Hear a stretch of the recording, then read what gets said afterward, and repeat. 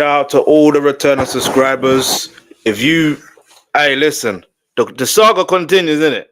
That's what I'm saying. The saga continues. Listen, you see the title of this stream. You know what time it is. Get me? You know why you subscribed. If you're new here, hit the subscribe button because the saga definitely is continuing to happen. You know what I mean? Listen, I ain't gonna waste no time. But what I will recommend is after this, you might as well go to the link in the pinned comments, all right, and go purchase your spa day package or whatever. Yeah, purchase your spa day package because this is a lot. All right, this is a lot. All right, so let's keep it moving. Let's get straight to it. All right, so Kim Porter's so this title is P Diddy and Kim Porter, the mysterious of a model for Forever My Lady. Also, by the way, I do want to mention something. We will react to some more Tissatel content regarding Diddy as well. So that'll be after the fact, though. Let's go.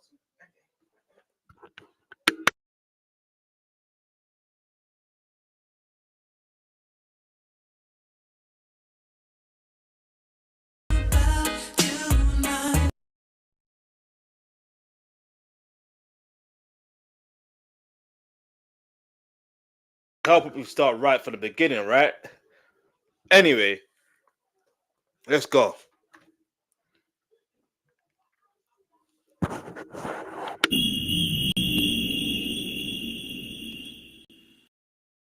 We have breaking news to tell you about now. Model and actress Kim Porter, who shares 3 children with Sean Diddy Combs, has been found dead. Yeah, Kim Porter was found this morning in bed, unresponsive, in the upstairs bedroom of this Toluca Lake home. She was an actress and model, but was perhaps best known for her relationship with Sean Diddy Combs. Just about a half hour ago, we saw an LA County coroner's van leaving the property. Bad breaking news. ET confirms former model Kim Porter has died. She's the ex-girlfriend of Sean Diddy Combs. I'm sorry. Obviously, I'm not American in it, but when I hear ET, you know, ET phone home or go home, you know. Hey, listen, if you're a 90s kid, you understand, innit? You know what I mean? Get me? That's the first thing I thought. But I was gonna say, I remember when I first heard about this, yeah, and I kid you not, I was confused. I'm thinking, raw. But then obviously you don't know the life of any individual. You don't know, yeah. But it just seemed a bit strange. But it's mad, yeah. But let's see what they're really saying because there's a lot of speculation, yeah, that Diddy's allegedly involved, but how and why? That's a good question to ask. Let me know what your thoughts are in the comments below. But let's go. And the mother of his children. She was 47 years old. Kim Porter dated Diddy off and on from 1994 to 2007. So we broke a very sad story yesterday about Kim Porter, the mother of Diddy's 3 children, who died yesterday, and it just seems so odd. She was 47 years old. All right, when TMZ are saying it's so odd, it's odd. TMZ. You mean the same TMZ that Diddy uses for PR? You heard me right. Allegedly. But after Diddy did Diddy's lawyers wrong, his legal team that was on his case for the trial in regards to what he's been convicted. Well, 2 out of the 5 charges he's been convicted of. Yeah, one of them family members is associated with TMZ, so they never took too kindly to that, and now they're against Diddy. See how it goes. But aside from that, at this time, to say that, yeah, something strange going on. And just suddenly died. It was really perplexing. Appreciate each other. And we call that picture a secret society. All we ask is trust. I like that. I like that. It's a secret society. All we ask is trust. Wait, what?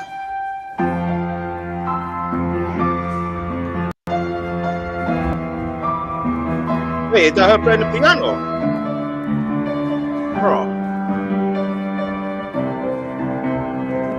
Is he Patrice on the AlBSure trains?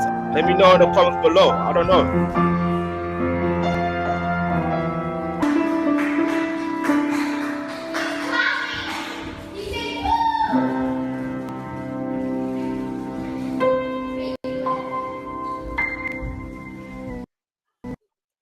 Kim Porter was born on December 15, 1990, in Columbus, Georgia, to her mother, Sarah Porter, and her father, Jake Porter. Her parents divorced when she was only 3 years old, and she would be primarily raised by her mom and grandmother. She was an only child but grew up around her cousins, who were more like sisters. Kim described her childhood as a happy one, but said that her mother and grandmother always made sure that they instilled the importance of education and discipline. Her mother graduated from the ECU Albany State University and was one of the first black women to get her master's degree from Troy University. Her grandmother, Lila Starr, Wait, opened sorry, up... I'm just hearing that rhythm in the background. I'm thinking, what song is that? It's a Jay-Z joint. I think it's called Can I Live? Now, why would they go do that? But anyway, let's go. The Royal Cafe in 1964. It became a mainstay in the community and operated for decades in the Columbus, Georgia area. She was enrolled into dance classes, participated in beauty pageants, and also became a talented piano player. Okay, as we could hear, see. My mom would say, Kim, go play your, and it's time to practice your piano. So she was like, Trey, come sit with me and play my piano. So I would sit here with her, and she taught me to play Annie.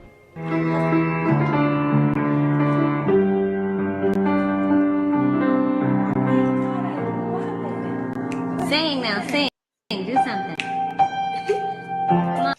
As a teen, she worked at her grandmother's restaurant where she learned how to cook, and she was a standout student at Columbus High School and also a part of the marching band. Her best friend at school would go on to become a legendary producer. His name was Dallas Austin, and their relationship in life... Time out, time out, time out, time out, time out, time out, time out, time out. Say what?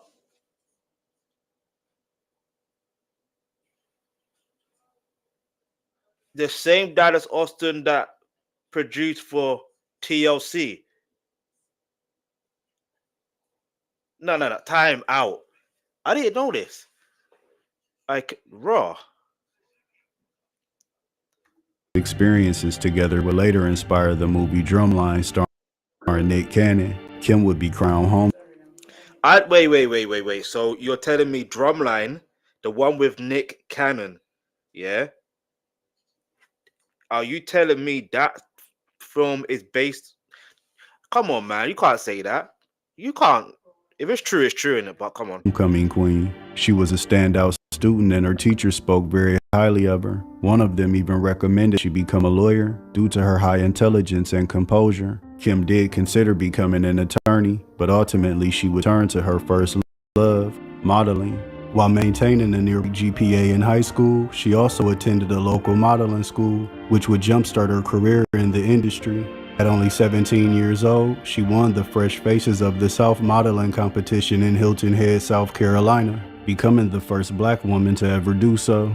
And winning this competition would allow her to make connections and also give her the opportunity to move to New York City, one of the modeling capitals of the world. She went on to sign to Wilhelmina Models, as well as Elite Model Management. And Kim went on to have a very successful career, doing campaigns for brands such as Tommy Hilfiger and Revlon, as well as walking the runway with some of the biggest names of the day, such as Tyra Banks and Kimora Lee Simmons, who she would go on to become best friends with. Her career took her all over the world, modeling in places such as Tokyo, Japan, London, England, and Paris, France. In 1988, her new connections in the entertainment world would also lead her to love. She was acquainted with music executive Andre Harrell, and he asked her did she want to meet AlBSure while they were at a music industry event, one of the biggest R&B stars in the world during that time.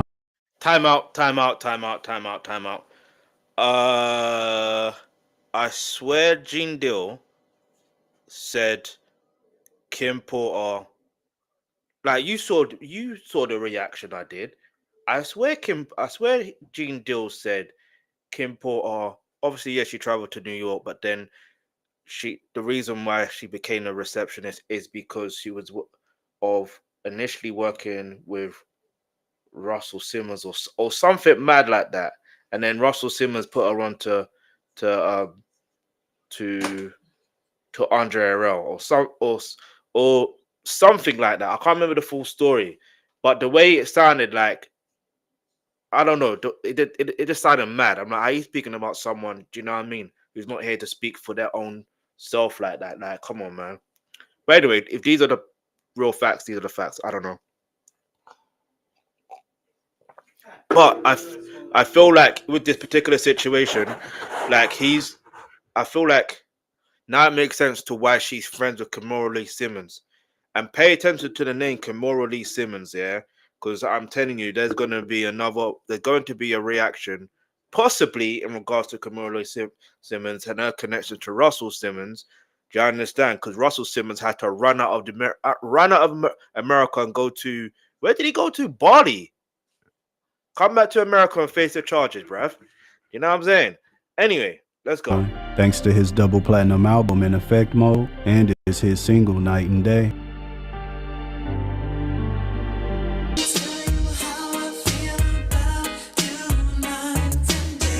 All right, listen, I'm gonna have to react to B. Howard's version to this. Like the moment I hear the song, I think it'll be Howard's version for some reason.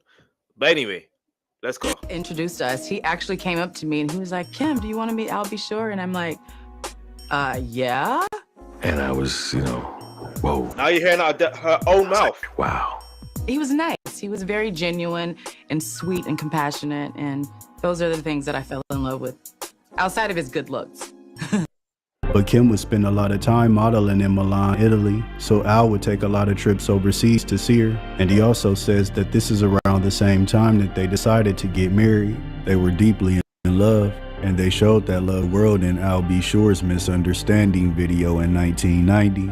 And that would also be the same year that Kim would learn that she was pregnant with their child. And their union would become the inspiration for one of the most legendary R&B songs of all time, Jodeci's Forever My Lady. Al worked Forever My Lady. Hey, that's a hey, Jodeci got bangers though. Let me know what your favorite Jodeci joint is. In fact, here's what we're gonna do as well.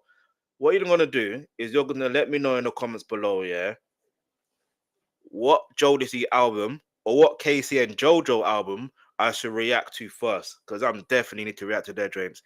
But other than that, bro, I didn't know she's the inspiration behind Forever My Lady, which makes sense to why this title has Forever My Lady in it. Now it makes sense. Cool. as a producer and a writer as well, and he dedicated the song to the mother of his child, Kim Porter. Wow. Oh yeah, because the intro is "So You're Having My Baby." Yeah. It makes sense. It makes sense. It makes sense. It makes sense. Wow. You know when you start to piece things together as you get older, like that makes sense. Like that makes sense. Hey, Quincy Brown needs to apologize to his dad for real. Do you know what I mean? That's all I'm gonna say. Anyway, let's keep it moving.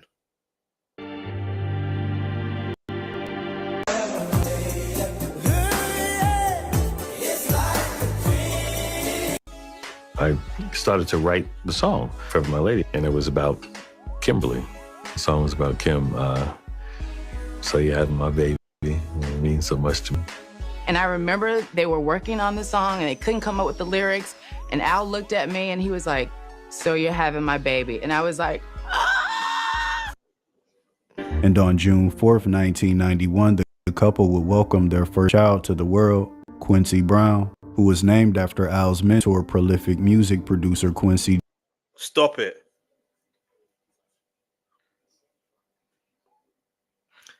He's named after Quincy Jones.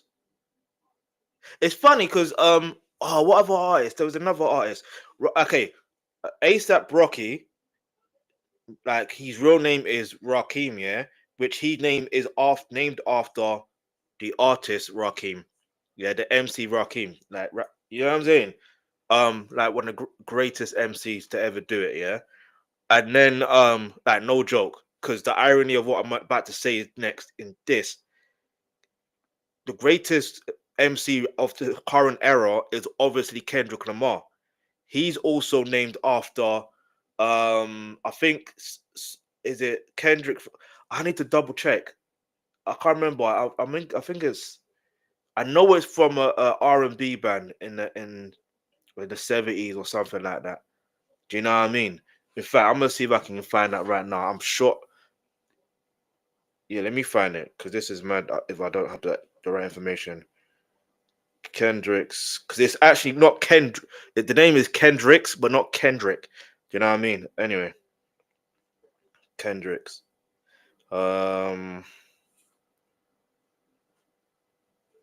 Eddie Kendricks, that's it. And I believe he is. Wait a minute. Hold on.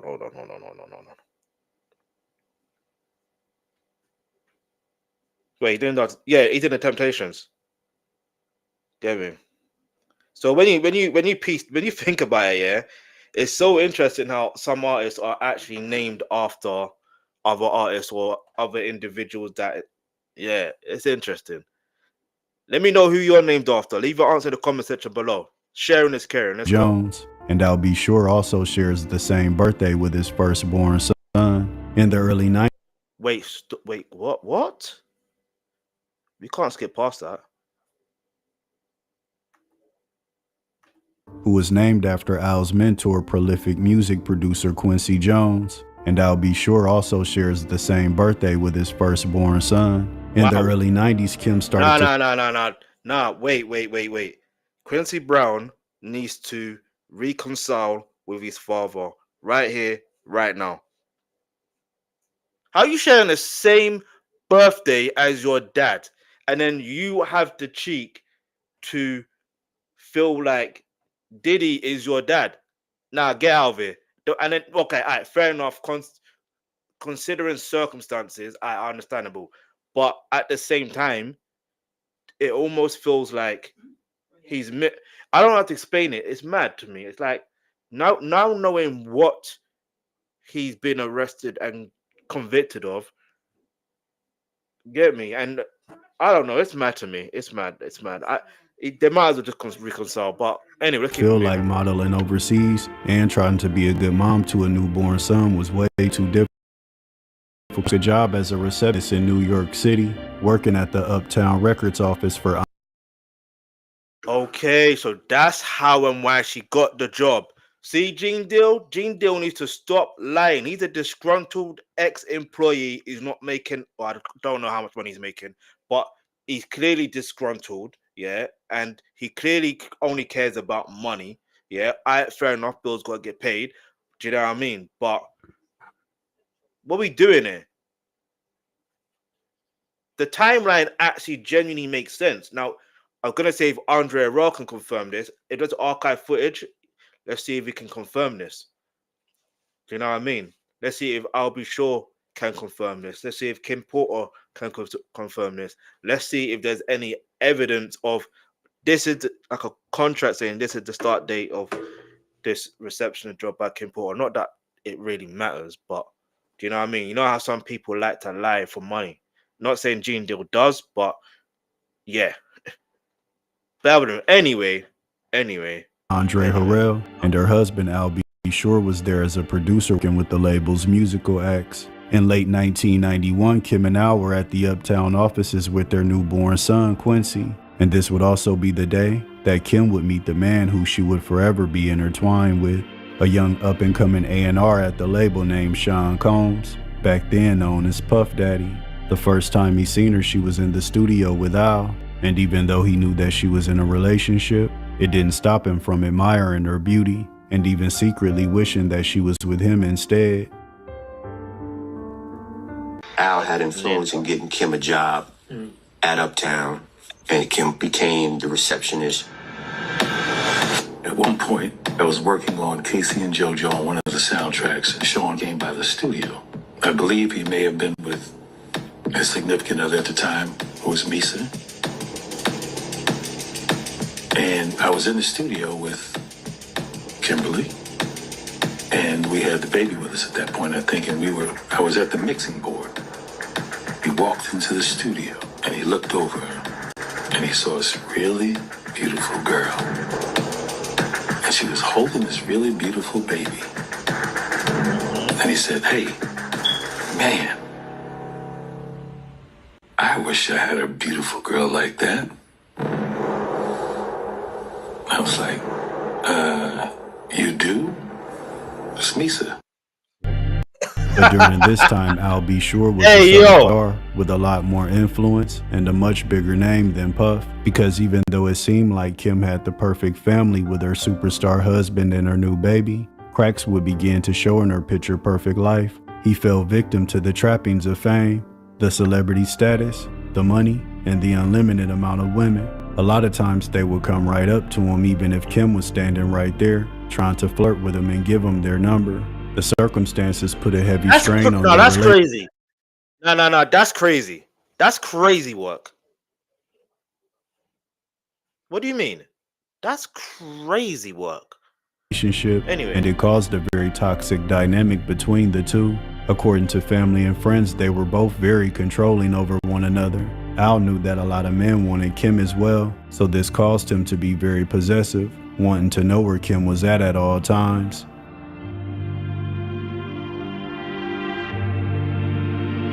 He's controlling her, she's controlling him, she's acting out. It's not gonna work. Al was very jealous, and guys were all over Kim all the time because she was so pretty. So I just remember Al and me talking to him all the time saying, boy, fall back.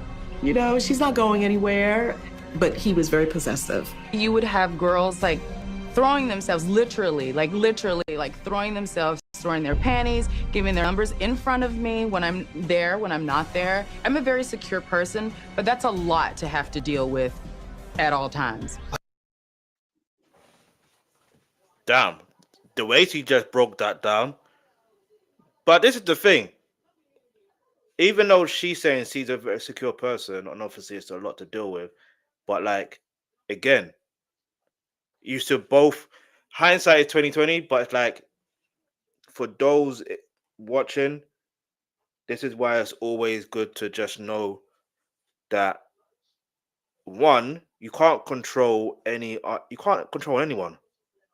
Do you know how mad it is, yeah, to think you can control anyone? That's just a mad, like, I don't know.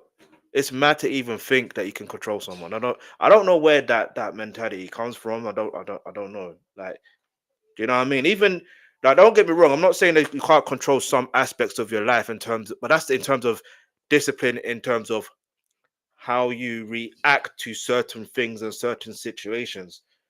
So you can control that, but you can't control anyone else. And plus, you can't control an outcome of the consequences of your actions either. Do you get it? So anyway, seeing as that was a lot to deal with, I'm gonna recommend that you hit the link in the pin comments. Get me, go purchase your spa package. Get me, yeah. That disclaimer, I get paid a small commission, is what it is. But yeah, go purchase yours. Get me. Let's go. Kim discovered that Al fathered another child with a woman who gave birth shortly after Quincy was born. After part. What? Excuse me.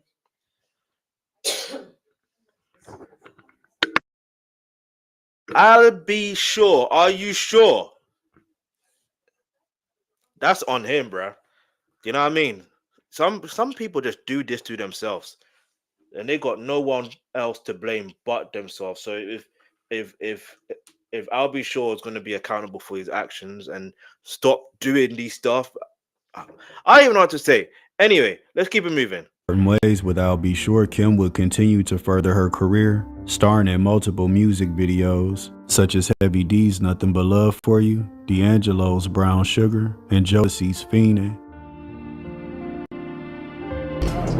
I got the man here in charge, Devontae Swing was running things, and his leading lady. All right, now did you do all the casting for this? Nah, wait, the pixels back then. Wait, hold on. You can't tell. The pixels have him looking like an alien, bruv. No disrespect. You get me? Because technically that's my error, innit? But raw, that's crazy. Well, what made you pick Miss Kim? Now, Kim? I can see it. Friend of mine, you know. She was the most beautiful girl I know. So I asked her to do the video. Say yes.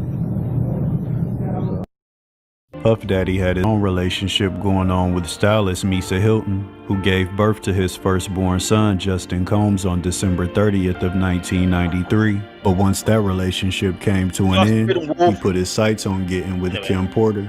And by late 1994, the two were a couple, marking the beginning of a whirlwind love affair. Sorry, let me rewind that because That's an important detail. that would last for decades.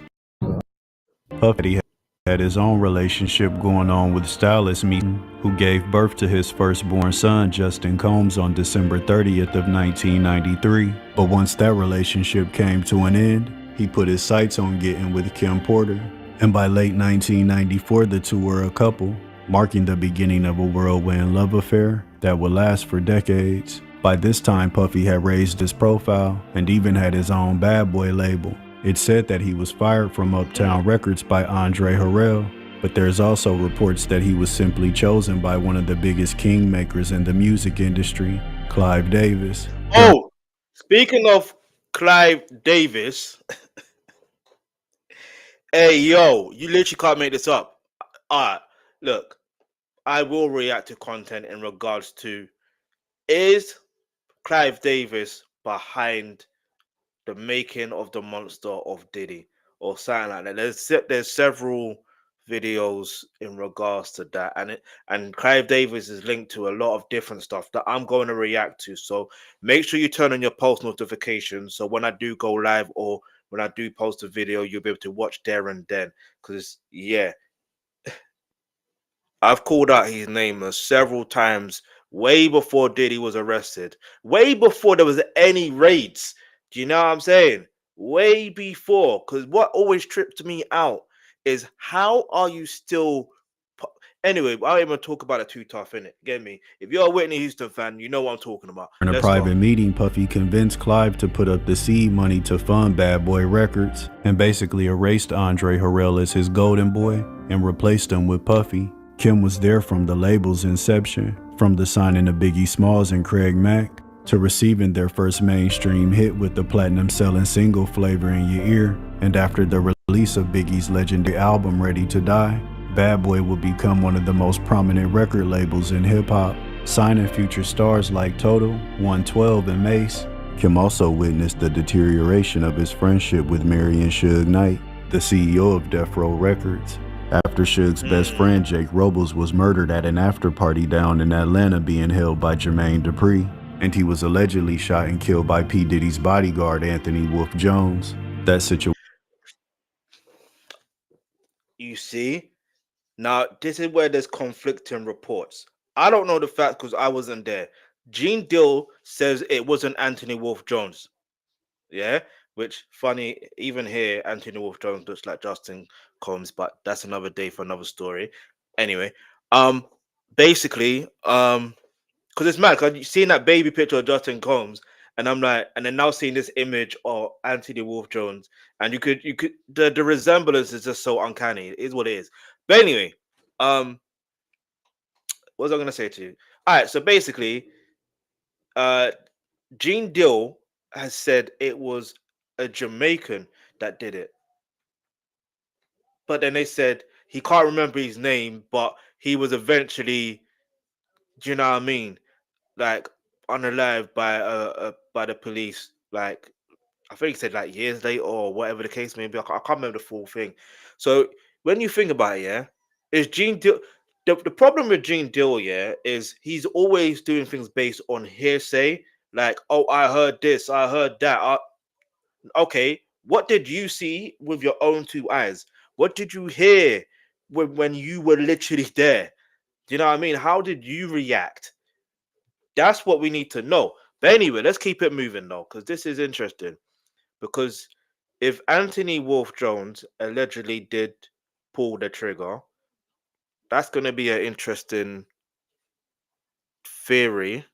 I'm going to call it a theory because of what happens to Anthony Wolf Jones later down the line in regards to BMF's Big Meech, which is so mad because it's like, I wish BMF didn't get cancelled, the TV show, by the way, I'm talking about, because then it's mad because 50 Cent is involved in this. Anyway, 50 Cent he didn't necessarily cancel it, but the discrepancy he has with Big Meech linking up with someone that nearly unalived him, you could understand why. His brother did something similar.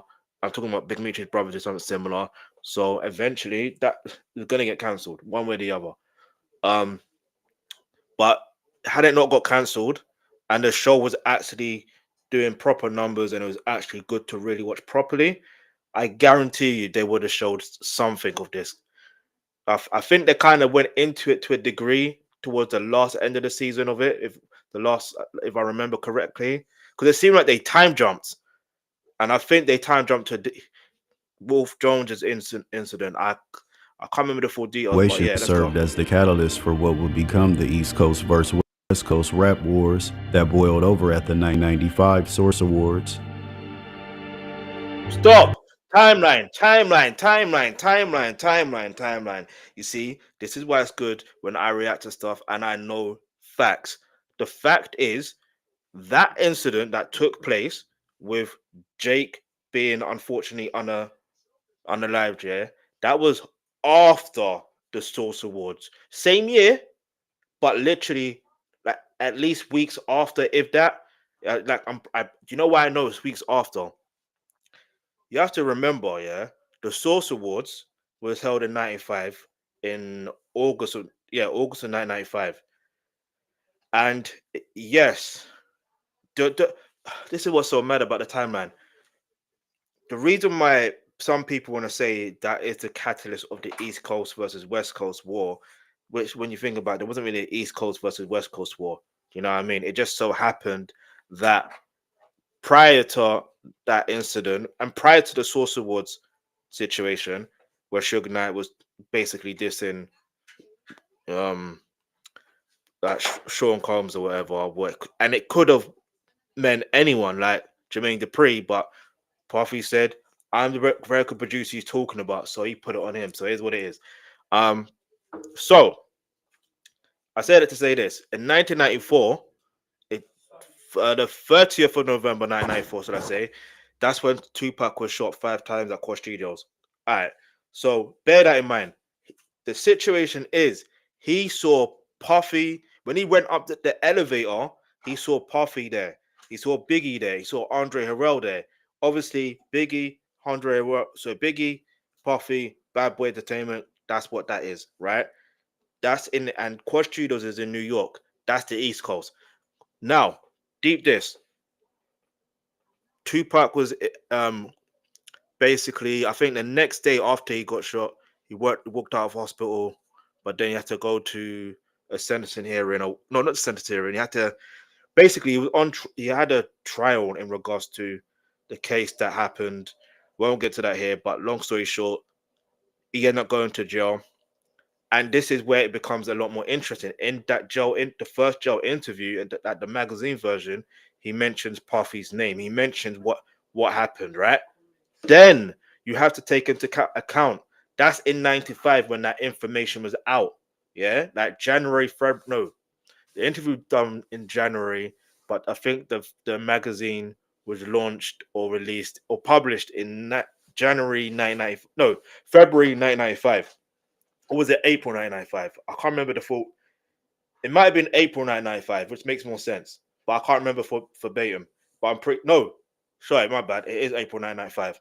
Yeah? Timeline. Boom.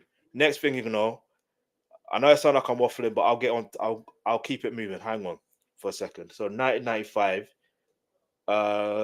So after that, Puffy had his response. Biggie had his response. Even in between that, like after that, they released Who Shot You. Clearly, that is a sign of, oh, you're taunting now. That's a diss towards Tupac. That's why Tupac saw it that way. Now, look, again, timeline. You got to remember, Tupac has always been from the East Coast. But aside from him always being from the East Coast, he always repped the West Coast. Like, I don't think people really understand the whole situation. But by the time it was August, no. Yeah, by the time it was August, July, no, around July, August. No, it was around July. That's when Suge Knight basically, and Angel Scott really, but Suge Knight had an agreement with Tupac to sign to Death Row Records, and Death Row Records on the West Coast. It only made sense for him to go to that label anyway, because what did Suge Knight win an award for? He won an award for a soundtrack that Tupac was a part of. The movie that Tupac was. I don't think you'll understand. So you see the timeline. Anyway, let's go. Family on both sides. There you go. You know what I'm saying? Like to tell Tupac keep his guards up. We ride with him. See, the reason why he mentioned that was why, because he knows he just signed Tupac in that award show. Yeah, we reacted to it. There's a cardboard cutout of Tupac in the jail cell. You know when like death row artists are performing, they went all out in 1995. They ain't never gonna be a award show like this ever again, no matter what. Like, especially in hip hop, nah, it's never happening.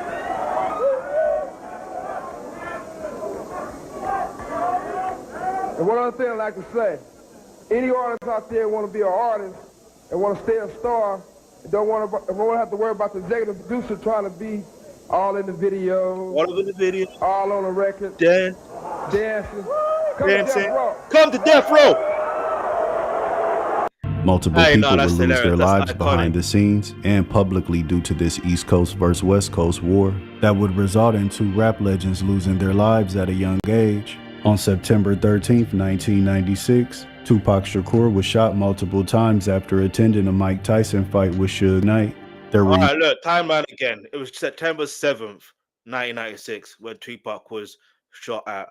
And again, because the first time was in 1994, obviously, but the second time, which was a fatal one, was in September 7th, 1996. And then he was on life support, you know what I mean? But then his mum pulled the plug, basically. So he ended up dying in his situation ended up being a thing where it was 13th of September, basically, when that was announced.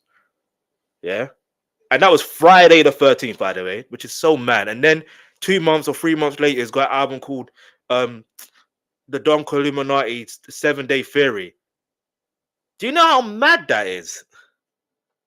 That's mad, but he recorded that album in 7 days, basically. That's the real reason why that album's called that. But anyway.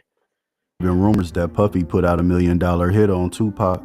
This story was backed up by Compton Crip Keefe D, who was one of the men in the vehicle when Tupac was shot by Orlando Baby Lane Anderson. Time out. You see what we reacted to yesterday? All right. Remember we said it looked like Craig Caden is not a credible. He's not a credible police officer or investigator or whatever the case may be. He's not credible. Now, and this is from an FBI that's basically saying that. Someone within the FBI who's saying Craig Caden's not credible. And there's something else that I was watching, that I will potentially react to. I'm going to watch it fully first before I want to really properly react to it, because I don't want to watch something and react to it where, you know what I'm saying? Because I've already started watching it and it kind of seems like they're trying to paint a narrative in regards to, you know what I mean, who they think is fully involved. Do you know what I'm saying?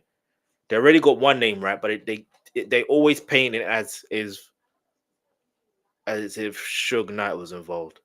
Do you get it? But he wasn't. But I can understand why it would seem that way. But anyway, that aside, this whole situation, Keefe D, and I said it before when I reacted to the actual documentary, the documentary that Craig Caden was in based on the book he done. I literally said it. It sounds exactly like he was putting words into Keefe D's mouth, because he was saying, so you were at this place when Puffy did this and that, and Keefe D's response to that, yeah, yeah, that's right. Because he was put under pressure. Think about it, I said it before. Keefe D was arrested, not the time for him to be arrested for things, for him to be in jail now, but he was arrested based on an entrapment, basically. And he was given one or two options. Help us. It's like, help us with these two cases because of the Biggie's case, especially because of the lawsuit that Biggie's mom is doing toward LAPD, suing for $400 million. Yeah, help us with that because she already won $1.1 million before because of I think something to do with evidence being what was it again? Something to do with I can't remember the whole thing, but basically it was right for the $1.1 million to be, you know what I mean, because of the way police handled it or mishandled. So that's one thing. So obviously she could extend it and go, you know what, $400 million. Now, I lost track of thought. So now think about it. The whole situation with Keefe D is based on what? Not Russell Poole. I'm losing trade of thought, but the point I'm trying to make is it's amazing how we can come to this conclusion based on certain theories, and it may seem like facts based on the information that's put out there, but sometimes you got to do your own research. Months later, on March 9th, 1997, Biggie would be murdered after attending the Soul Train Music Awards with Puffy. But through it all, Kim stayed by his side. What's when wrong it with looked this like guy? Bad Boy might not recover. Timeline. That was the Soul Train Music Awards was a few days before that. Well, at least a few days before, or not a day off, but it was, you know what I mean? It was March 9th. And March 9th was that night was when the what was happening there again? The Vibe Magazine Award. Not Vibe Magazine Award. Vibes party. Vibes Magazine party. Do you know what I mean? So that's what was happening. Do you get it? But anyway, after Biggie's death, Kim was the one to motivate him to continue on, and Puffy would eventually become the biggest star on the label himself. We always, me and him, we always had conversations, and I'm very close with God, and through our relationship, I was trying to show him how God is his friend, and he was taking in God as his friend, you know, and it was a gradual thing, and he started understanding. He even had got a scripture, you know, tattooed on his arm, and I have this medallion of Jesus that he went and he had got the same medallion of Jesus. What did the scripture say? It said, the Lord is the light of my life. Whom shall I fear? The Lord is my salvation. Whom shall I be afraid? When the wicked, even my enemies and foes, came to eat upon my flesh, they stumbled and fell. Bruh, for him to even recite that, yeah, how can he be? It's like, it's mad. And the reason I'm saying it's mad is because, like, of the things that he's obviously been convicted of, so we can talk of that. Allegations, rumors, do you know what I mean? Or another thing, right? But like, if we go based on the Sean Combs, the wreck in the documentary, I mean, it is crazy when you deep it. Look, everyone's got their own personal journey with God. Don't ever get that twisted. But like, raw. And it's mad because when you deep it, yeah, the editors for that documentary, they could have easily put that clip in the documentary because that's literally from this. They had a clip from that same thing, yeah, but I think it was a different part of the interview that they put in the documentary. But anyway, you know, I'm not trying to say they're trying to push a narrative, but you know, it is what it is. But if you're gonna be unbiased, be unbiased in it. But like I said, I still believe the documentary was very well balanced. Do you know what I mean? How it makes you want to come to your own conclusion on how you think Diddy's character is. Do you know what I mean? Simple as that. But raw, if you're reciting scriptures like that, he better be repenting. Do you know what I mean? Puffy and Kim would be featured on the cover of his newest magazine titled Notorious, making a pregnancy announcement and celebrating their first child being on the way. But unfortunately, Kim's loyalty wouldn't be rewarded, because shortly after giving birth to their first child together, Christian Combs, in April of 1998, she discovered that Puffy had an ongoing side relationship with an up-and-coming celebrity, Jennifer Lopez, who he had become infatuated Time out. Okay, yeah. It's time with to after time seeing her in the movie Selena. He personally called her and asked her did she want to be a part of his newest music video titled Been Around the World. And as soon as they met on set, the sparks flew immediately. And after that music video, they would begin their affair, all while Kim was at home pregnant with their first child together. Not to mention that Jennifer Lopez was still married to her first husband, Onochie Noah, during this time. You the out. My light bulb went off. I just saw Selena. I said, I know Honey could dance. Let me call her, see if she's with it. He was like, so you used to dance, right? And I go, yeah, I used to dance. And he's like, I think it's time to let people know that you can dance again. And I was like, you know what? You're right. You know?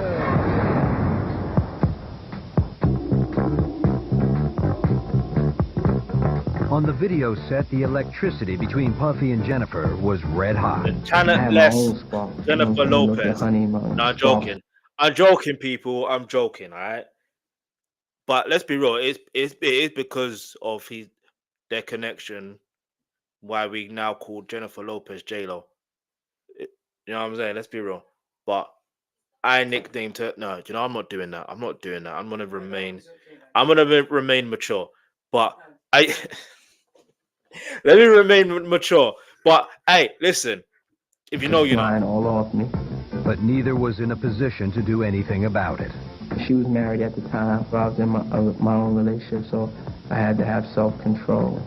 And then we just became friends. Self-control. But it seemed that by July of 1999, they had reconciled because Kim was spotted out with a huge diamond on her ring finger. Unfortunately, this didn't stop Puffy from popping out with Jennifer Lopez at the 1999 Video Music Awards. This move really embarrassed Kim and caused her to kick Puff out of the home that they shared. Publicly, Puffy wanted to be with Jennifer Lopez, presenting themselves as the perfect power couple. Him being a successful CEO and businessman, and Jennifer Lopez rising. Wait. Can I ask this? Why is this ninja's mouth always open? Like, close your damn mouth, man.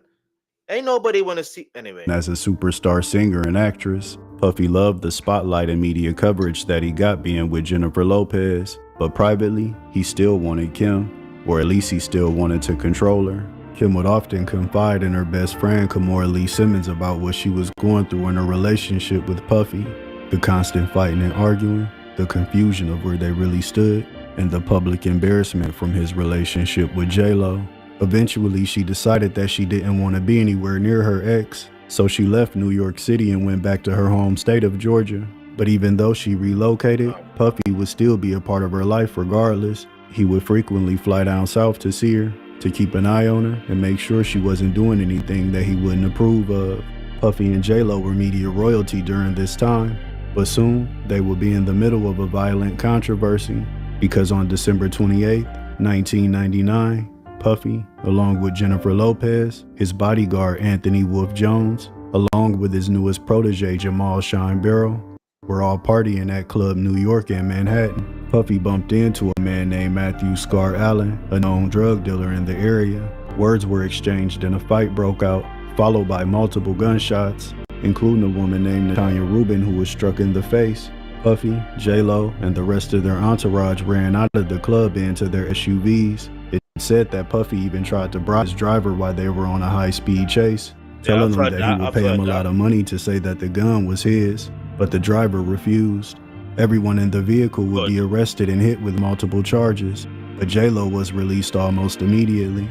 This situation put a stain on Puffy's public image, especially after being in the middle of the East versus West beef, where multiple people lost their lives. But with his name in the news headlines connected to a shooting, now that was all in jeopardy. He prided himself on coming off as a businessman and not a thug. Rap mogul Sean Puffy Combs pleaded not guilty today to charges stemming from a nightclub shooting. Combs was arraigned on charges of criminal possession of a handgun. Those charges are related to a shooting shooting at a Midtown nightclub last December that injured 3 people. Combs and his girlfriend Jennifer Lopez were stopped after leaving that club. Combs was arrested when police found a stolen gun in the front seat of his car. Stolen? We know what happened, and we Wait. Time out. You see, the feds messed up, or did they? Let me tell you why I feel like the feds messed up. Not because obviously this wasn't. I don't think it was a Fed state in the first place. A Fed case in the first place. I think it was a state case. But the reason I'm saying the feds messed up is because had they, it's like this was public knowledge. Yeah. Obviously, I wasn't fully aware like that. But obviously, if it's in the news where it's literally saying it's stolen, and if it's proven that it's stolen, then clearly, naturally, if they found weapons like that, well, similar or worse weapons in his house, in his room, defaced, the serial number defaced, then that's a federal crime. I ain't American, but I'm sure no, that's a federal crime. But that wasn't part of one of the charges. If that was one of the charges, he is going away for a long time.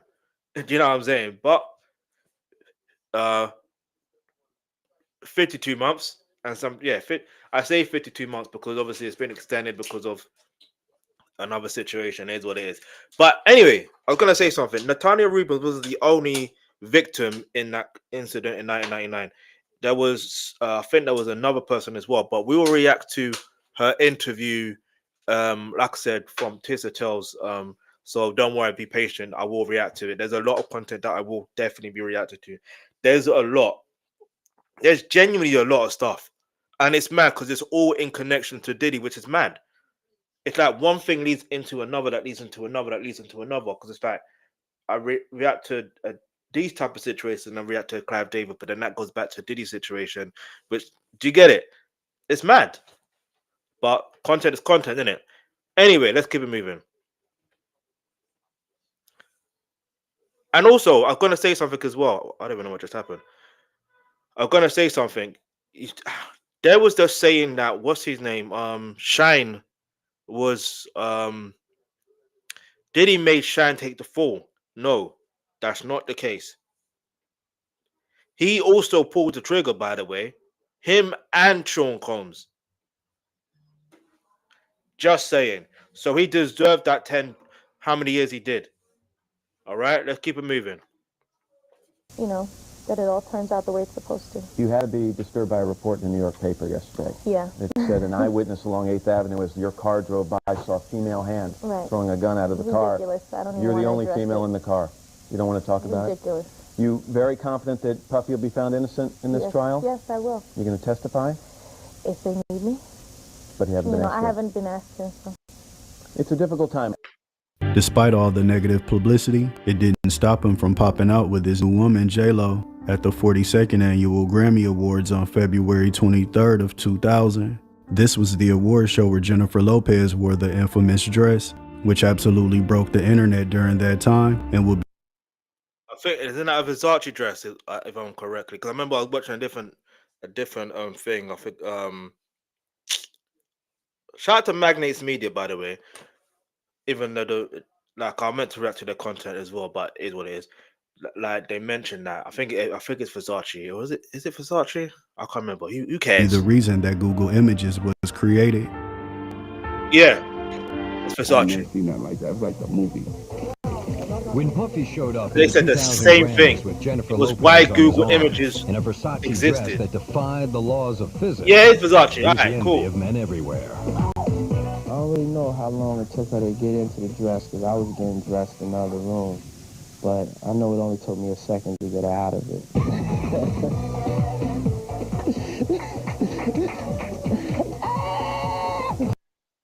Kim was at home watching the award show with friends, and she told them that Puffy would be calling before the night is over. A few hours after the award show ended, the phone was ringing.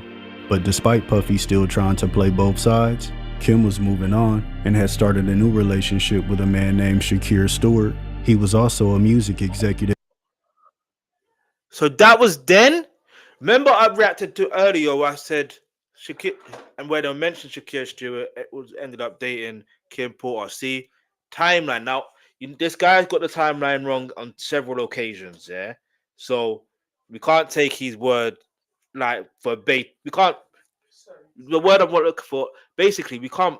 We got to take his word with a pinch of salt. Yeah, but all right, cool. But the timeline is that. The mentee of Antonio L.A. Reid of LaFace Records. He played a vital role in the careers of artists such as Sierra, Usher, Jeezy, Rick Ross, as well as helping Beyonce land her first publishing deal. He was a powerful man in the music industry in his own right, but he wasn't more powerful than Puff. And once he discovered that Shakir was in a relationship with Kim, he vowed to end it immediately. Puffy had connections to L.A. Reid as well due to his distribution deal with Arista. So when he got married in the summer of 2000, he was in attendance, along with Shakir Stewart. It's said that after the reception was over, Puffy went to Shakir's room and confronted him with his bodyguards, threatening to kill him if he didn't stay away from Kim and hitting him over the... Oh, this is mad. Do you know why? Because remember I reacted to something else and I literally said the same thing. That Puffy threatened Shakir. And do you know what's mad? Do you know why that is absolutely believable? It's only because, obviously, like I said before, Drake is the same as Diddy. Yeah, and I haven't even reacted to it yet. And I possibly, if I've got time, I'll probably react to it today. I don't know. But basically, Drake basically threatened Ebro. So when you think about it, like he literally threatened Ebro. Now, he's been linked. Drake has been linked to the unaliving of XXX Tentacion. He literally said, "If anything happens to me, just know it's Drake," or something along those lines. So when you put that together and then you think about, I'm telling you, they're the same. Drake and Diddy are the same. Let's go. With a chair. Soon after this encounter, Shakir ended his relationship with Kim. It seemed like if Puffy couldn't have her, then nobody could. He confronted Kim about her relationship with Shakir, and it turned into a huge fight. And it said that during the confrontation, Puffy broke Kim's nose. Yeah, Gene Taylor talked about that. Then you heard about the fact that he... There you go. I don't like saying this phrase, yeah. But you know when there's a phrase that says "Speak of the devil and the devil appears." I don't want to call Gene Taylor devil, right? That's not. I'm not gonna say that. But yeah, he appears right there. That's broke mad. Kim's nose on a yacht. Wow, I ain't hear about that. He broke Kim. Let's say allegedly, but it was told by people in her camp that he broke Kim's nose on a yacht. Well, I took. See, what did I say about hearsay? I'm not saying it's not true, because obviously I wasn't there. But I literally said earlier, his stories, every story he tells, not every, but most stories he tells when it comes to Diddy is, I heard from this person. No, did you see it? Yes or no? Was you there? Did you hear it when you were there? I don't want to hear from other people. I need Art of the dialogue, The next time he interviews him, I need him to make sure he asks him directly, was you there? If you wasn't there, I don't want to hear any story. I don't want to hear a story time. You get me? This isn't bedtime where you're reading a book to a child to go sleep. Nah, it's not that. No more story time. If you were there, fair enough. That's what I want to hear. I want to hear that. I want to hear about how you reacted in that situation. Get me? Otherwise, you're complicit in many situations. But listen, let's not talk about Gene Dill's situation. Here's what it is. I'm just saying. Them to where the yacht came and picked them up at, and Puff said, "I don't need no security because it was just personal friends getting on the yacht." And then I picked them up when the yacht came back, and I seen. There you go. I'm gonna rewind that. Roger Bonds is one of the other security guards. Yeah, so he's speaking from his experience. That's what I want to hear. Wow, I ain't hear about that. Kim, let's say allegedly, but it was told by people in her camp that he broke Kim's nose on a yacht. Well, I took them to where the yacht came and picked them up at, and Puff said, I don't need no security because it was just personal friends getting on the yacht. And then I picked them up when the yacht came back, and I seen Kim's nose taped up.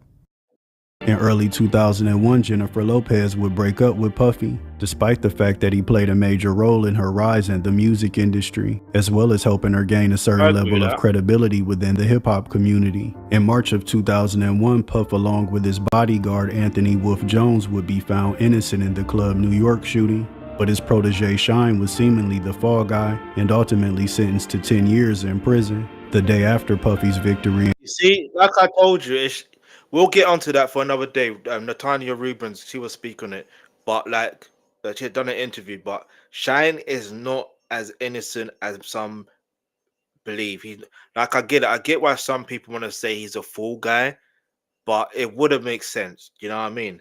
Because unless he was to say, I did it, and do you know what I mean? And then cool, whatever. Like he's taking.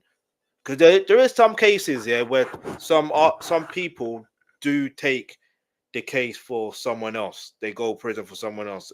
It does happen. Yeah, it literally does happen. But in this particular scenario, if someone pulls the trigger, if both of them pull the trigger,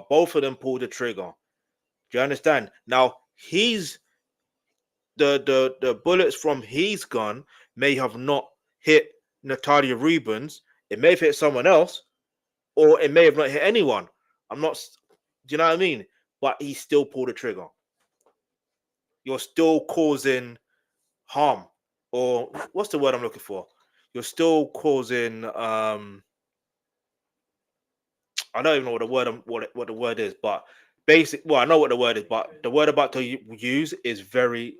YouTube is very sensitive when it comes to particular words. So anyway, let's keep it moving. In court, Kim was suing for child support, ultimately receiving a $4.5 million settlement. It was a very nasty legal battle, but sometimes they would still be photoed leaving court together. According to Kim's lawyer, Suzanne Bracker, she said that during a conference call, Puff Daddy threatened her by saying that he would take care of her later.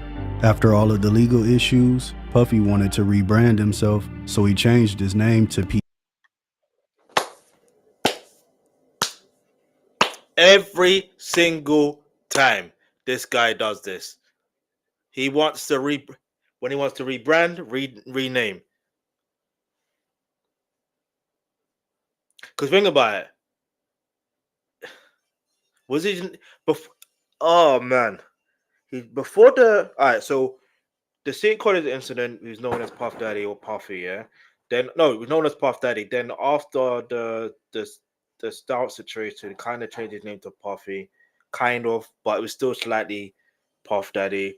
You know what I mean? Or Puffy. It was interchanging. Then you have the situation where after 99, after the club situation in 99, then he changed his name because I remember it was around 2001 or whatever. That's when for some reason, it's 2001. I feel like that's when that name changed to PDiddy. That's all I remember. I don't know why. I don't know why 2001 sticks in my head for that set for some strange reason in regards to PDiddy. Like, I don't know why. And then you have another incident that took place, changed his name to Diddy. Then another situation, then he changed his name to Love. Like, how many times are you going to change your name?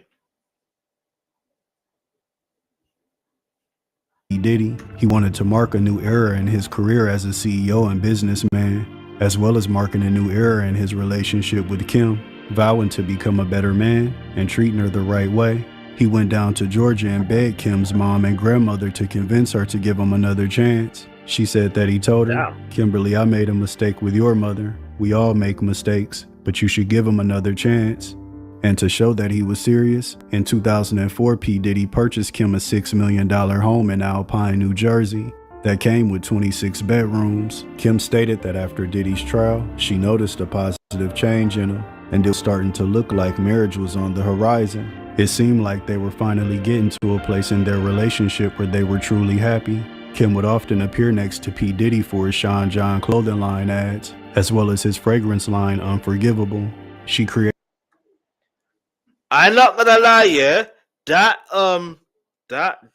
Sean John Unforgivable fragrance, I'm not gonna lie. That used to be my favorite. I can't even front. I'm not even gonna deny that. You understand? I'm not going to not deny that. It was one of my favorite colognes. I'm not gonna deny that. Because I remember there was a time when it ran out, yeah, but there was nowhere else for me to go get it. It was mad. I can't remember where I even got it from in the first place. But like, and then it took me years to get another one. Years. But then obviously this is being ignorant to the fact of knowing his name is connected to Tupac's situation. You know what I mean? Had I been more aware, yeah, you won't catch me supporting none of his stuff. None of his stuff. I'll be real. Because Tupac's one of my favorite rappers of all time. Yeah. But anyway, so created a company with her two friends called Three Brown Girls that help people make connections in the music industry and beyond. She played a pivotal role in discovering artists such as Janelle Monáe, who credited Kim for helping her get her career started, along with Young Jeezy. Wait, time out. I thought Young Jeezy's connection was mainly because of Jay-Z. That's my thing. Because not only that, because remember Jay-Z, I think as well, like BMF, because Young Jeezy was in BMF. Do you understand? You hear me? Snowman was in BMF. I remember. So, and he was signed to Def Jam Records. I remember. Don't act like I don't. I remember. Fog Motivation 101. That's one of the best debut albums to land. Do you know what I mean? After Get Rich or Die Trying. Anyway, all I'm gonna say is this, yeah. Well, at least sonically, you know what I'm saying? Because I don't know about numbers wise, but I know sonically, yeah. But anyway, forget all that. So, I didn't know she had connections in regards to that. I didn't know that. There's so many people that are involved in helping shape people's careers. So yeah, fire music. Shouts out to Kim Porter for that. Rest in heaven, baby. How did it? There you go. He said it out of his own mouth. He said it out of his own mouth. So when someone says it out of their own mouth, best believe them. Come to be Kim Porter, which was Puffy's longtime partner. Yeah. She knew one of my she knew a guy named Block that actually had the group, and at the time I was working with Jazzy Faye. And by 2006, Kim was pregnant with twin girls, and the couple was absolutely over. Sorry, I'm gonna do it. The Johnson and Johnson twins. Hey yo, whoever came up with that, yeah, you lot are foul. You lot are foul. When I first saw that, I'm like, bro, you lot are mad. But considering how they're moving, yeah, you gotta give them grace. Come on, man. Their father's in jail. You know what I mean? And not only is their father in jail, look at the time at the age when they lost their mom. And they don't know the circumstance, or I'm not gonna say they don't know put it this way. They don't know, and we also don't know the real circumstances of how Kim Porter lost her life. We don't know. This is why we're reacting to this. So, yeah, give them grace. But the Johnson and Johnson twins is mad. It's mad. Like, wait, the Johnson and Johnson twins. Because get it, baby, yo. That's mad. That's mad. Joy. That's mad. Hey, what's up, y'all? We interrupt your browsing for this emergency announcement. This is my girl, Kim, my lovely girlfriend, KP, Kim Porter.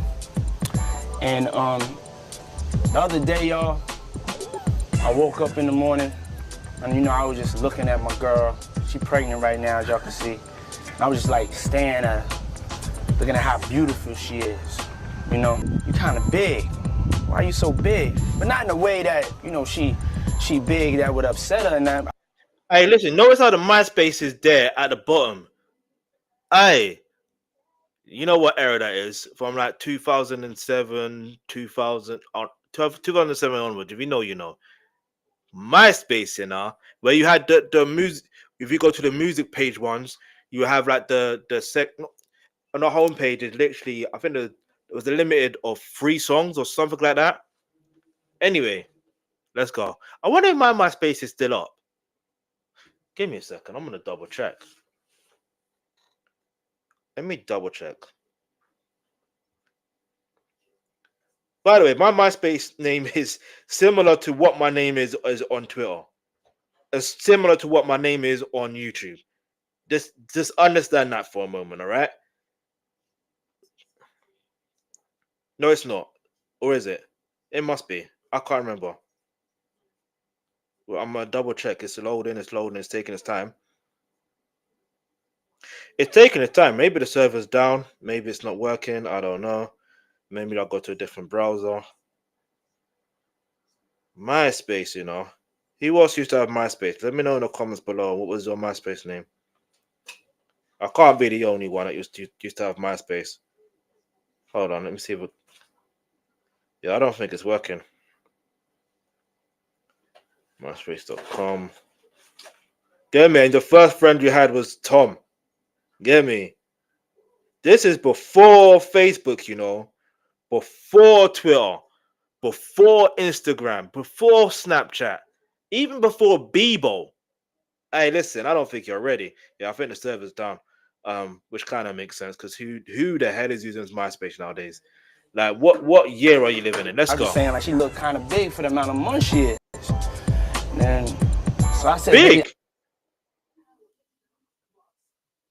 She carrying twins, yeah, and it don't even look like she's carrying twins. I think you need to go to the doctor because you kind of big. You look like you ready to give birth right now. And so we went to the doctor, and guess what? Your boy Diddy is a champion. I am a champion. The doctor told me and Kim, and I'm telling you right now, no press announcement, just telling people in my family that I'm having twins. It is official. Yes, 2. Okay, fair enough, because he's trying to say she's getting big, but okay, whatever. 2 more Combs is 2. Well, y'all in trouble now. That same year, they appeared in Essence magazine. No, we're not in trouble. You're in trouble because you're in jail. You've got a lot of more cases to deal with. You know what I mean? Like 77 pending, lawsuits that are happening.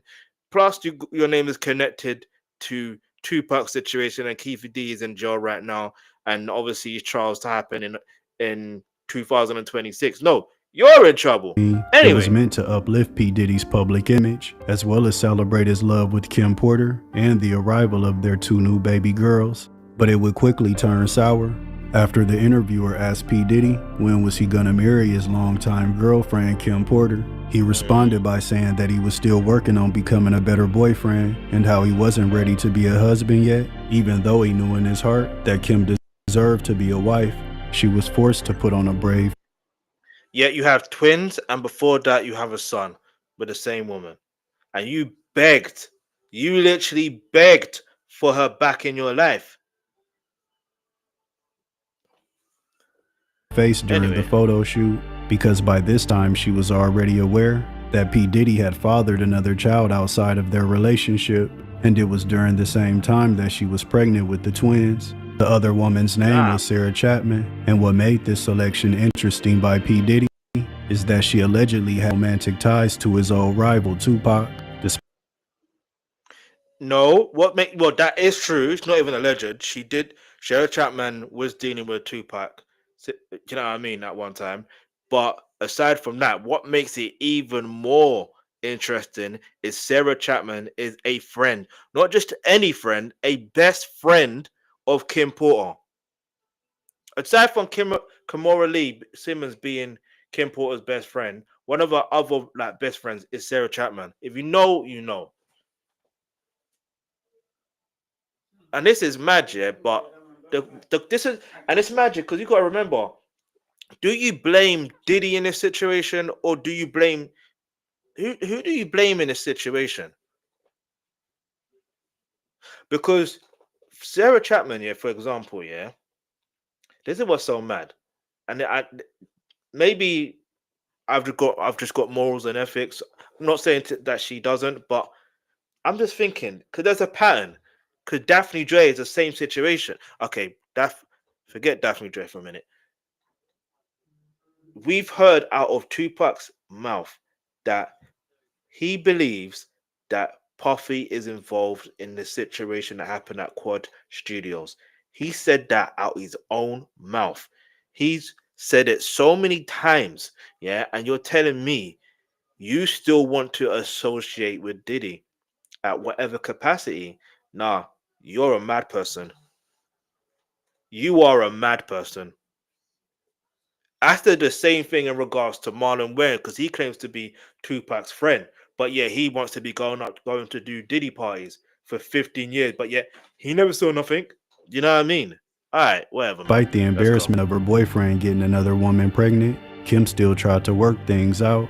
But soon another woman would enter the picture, and she would prove to be the death blow in Kim's relationship with P. Diddy, a 19-year-old dancer and singer named Cassie Ventura.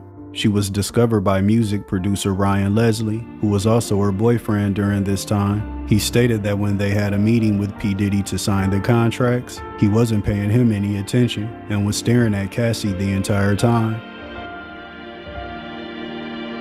He also had a young lady that was with him named Cassie that had a record out. And I started hearing this record that was haunting me in the clubs. And it was, you know, it was Cassie's record, Me and You. And I would hear it everywhere I was at. And I kept asking what record is that, and Glenn told me that it was Ryan's act, it was Cassie. When I saw her, and I met her, and I saw DVD on her, hopefully we could play that. That's what kind of made me like really fall in love with the project, because I saw something more than just records. I saw something that there was a personality there. There was something that, you know, the whole world could fall in love with. But almost immediately, not only did P. Diddy finesse Ryan out of his music, he also finessed him out of his girl, starting a relationship with the 19-year-old singer when he was in his late 30s. Kim became suspicious and questioned Diddy about his relationship with Cassie, and he would simply tell her that that's his artist, nothing more, nothing less. But the truth would soon be exposed. After the paparazzi snapped photos of P. Diddy and Cassie out in public, sharing intimate moments with one another. At this point, Kim was mentally checked out of the relationship and started secretly making plans to leave P. Diddy with the encouragement of her mother, who told her that enough is enough. At this point, this situation is driving me crazy as a parent. While P. Diddy was attending the 2007 BET Awards, Kim hired movers to clean out her New Jersey home, as well as taking 3 vehicles, including a Bentley. She moved into a new mansion in Calabasas with her kids. It didn't take long for the media to find out about their breakup, and it said that P. Diddy's song Last Night featuring Keisha Cole was inspired by his breakup with Kim. Yeah, it kind of would make sense if you look at the documentary with Sean Combs' The Reckoning, where it took Sean Combs 8 months or 7? No, yeah, 8 months for 7 bars, and the song was supposed to be inspired by Cassie, because this guy's mad. He's mad. He's psychotic. But I can't lie, that Last Night train is a drain, though. I can't lie. But yeah, that's mad. But I think this person is missing the whole he's missing certain details. Yeah.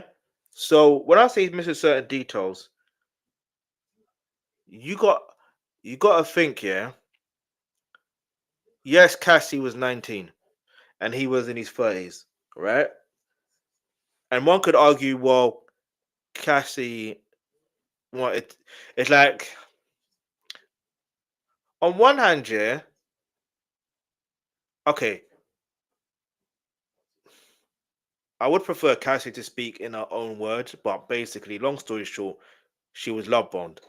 If you understand what that means, you understand. And clearly, if he's got more money, more power, more resources, and obviously, and you could argue, yes, he jumped at the opportunity because it's mad. I don't even know how to explain it. It's just mad. It's mad. But you could call it grooming. Some don't want to admit that grooming exists, but that's a sign of grooming. Signing this, I think she signed like was it a 10-album contract? Who does that? A 10-album contract, free if that most. Do you know what I mean? Or a single deal leading up to it, and seeing how successful that does, then lead up to an album deal. If that album does well, then there's an extension for a further 2 albums. Do you know what I mean? Because obviously, making music is expensive, but selling it is a whole different ballgame. Do you understand? Because you're not just selling the music, you're selling the lifestyle, you're selling the brand, you're selling the. Do you know what I mean? So yeah. But anyway, let's keep it moving. Well, but one thing Puff tell you is I'm not married. I remember the day that Kim Porter found out about Cassie. I want to blame myself a little bit about it because I was on duty. It was my watch. I want to say I was good. Blame yourself. Blame yourself, Roger Bonds.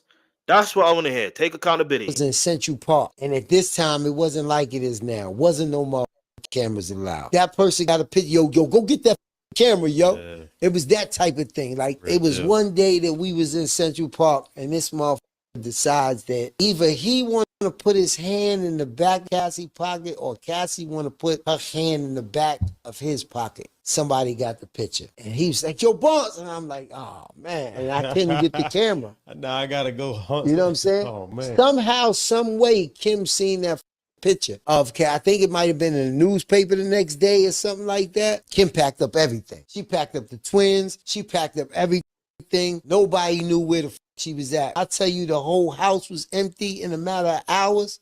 The whole house was empty. But it was just chaos surrounding this dude with Kim Porter. Yeah. And we'd all be me, Kim, and my ex at the time. I don't want to mention her name. Kim would be on the phone with him a lot, and and it was. This is another here, by the way, Michael J. White. This ninja hates Tupac, and I know why now. I know why. I know why. Tupac irritates some guys. It's mad. I know, let's keep it as simple as that. Because there's a reason with that. If you know, you know. I don't want to, do you know what I mean? But if you know, you know. Yeah, I just realized, Roger wants to take accountability, but then I realized what he was taking accountability for. That's not the reason for you to be taking accountability. The reason to take accountability is to if you knew that first of all, man to man, if you're seeing, obviously his job description is to be Diddy's bodyguard, yeah, like it's understandable, but sometimes it's like if you see him moving foul, then hold him accountable. Hold him accountable. Do you know what I mean? Like you should, like, listen. First of all, it's like, and also if you know he's got twin girls, yeah, get into his head, pause, no Diddy, like, and just let him know, listen, the way you're treating Kim, do you want your twins to go through the same process when they're older? Because that's how you're moving. I guarantee he would fix up. If he doesn't, then he's not human. Because no man wants their daughters to go through hell with any guy. That's just as simple as it goes. But anyway, I'm gonna say something else. So yeah, you can't take accountability for trying to get the picture that was taken. Relax. Relax. Kind of like, man, like he's very vulnerable at that time. But he's doing this, he's doing that, but then he still wants, it's kind of like, I want to be able to do everything I want to do, but still have you. Diddy Combs. She says it was in the best interest of both them and their family. Earlier this week, Diddy announced that he and Porter, who began dating in the 90s, have split. They could have at least... The rap mogul and the model have a son and twin daughters who were just born last December. The couple broke up once before. Diddy dated Jennifer Lopez before he and Porter reconciled. Diddy's ex Misa Hilton would make statements about their breakup, essentially saying that Kim was getting what she deserved because when she was in a relationship with P. Diddy, he was cheating on her with Kim, as well as... Huh?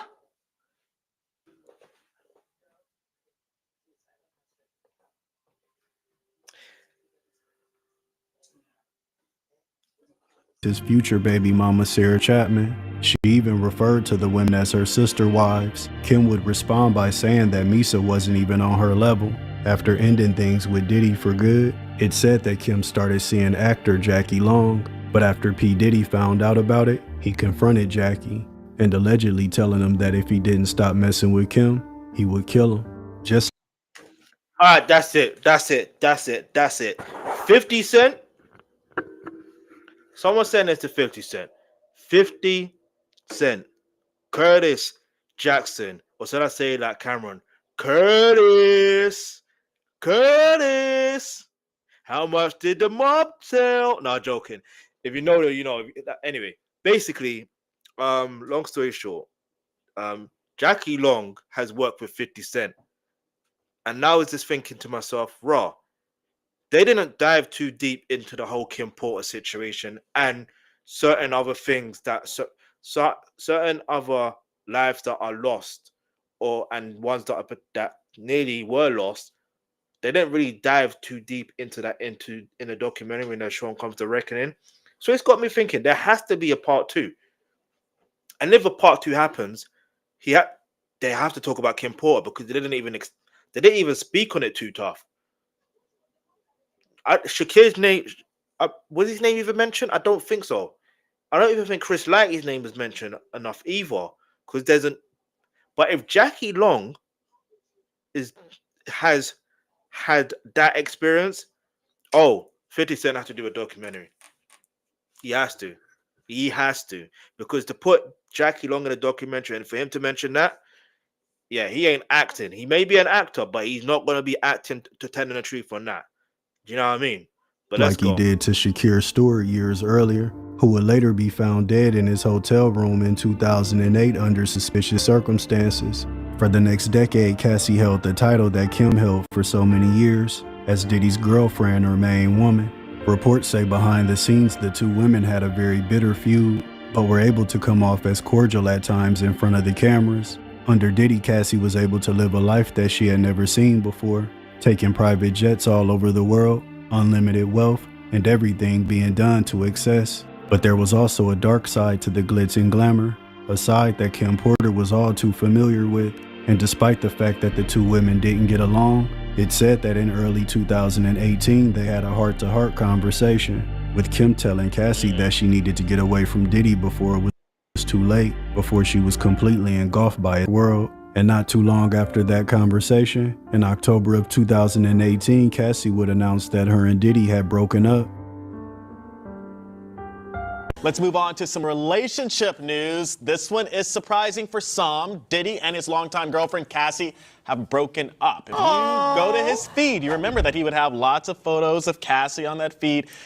We're told that they broke up months ago. They've been very quiet about it, and they swept it under the rug. And so, but we can confirm, it's exclusive, they are not together. That same. Okay, I thought you were going to show a clip of Cassie talking about how she had a conversation with Kim, or Kim saying that she had a conversation with Cassie, blah, blah, blah. That's what I thought you were going to transition to, but it is what it is. In year, word started to circulate that Kim was working on a tell-all book where she was going to speak about her time with P. Diddy and her experiences in the entertainment business. But Kim's home would be burglarized, but nothing was stolen except the laptops that she was using to create her book, which seemed odd to investigators. But they had You see, that seems odd, and I tell you why. Another reason why that sounds odd, and sounds eerily similar to the Quad Studios situation in 1994. Remember, yeah, although in this particular situation, Kim didn't get shot. Just deep this for a moment. She got robbed, yeah. But at Quad Studios, Tupac got shot, but also he got robbed. He is the only one that got robbed. He was with other people, they never got robbed. Little C's came down and saw them. He never got robbed. Like, he saw the people. Come on now.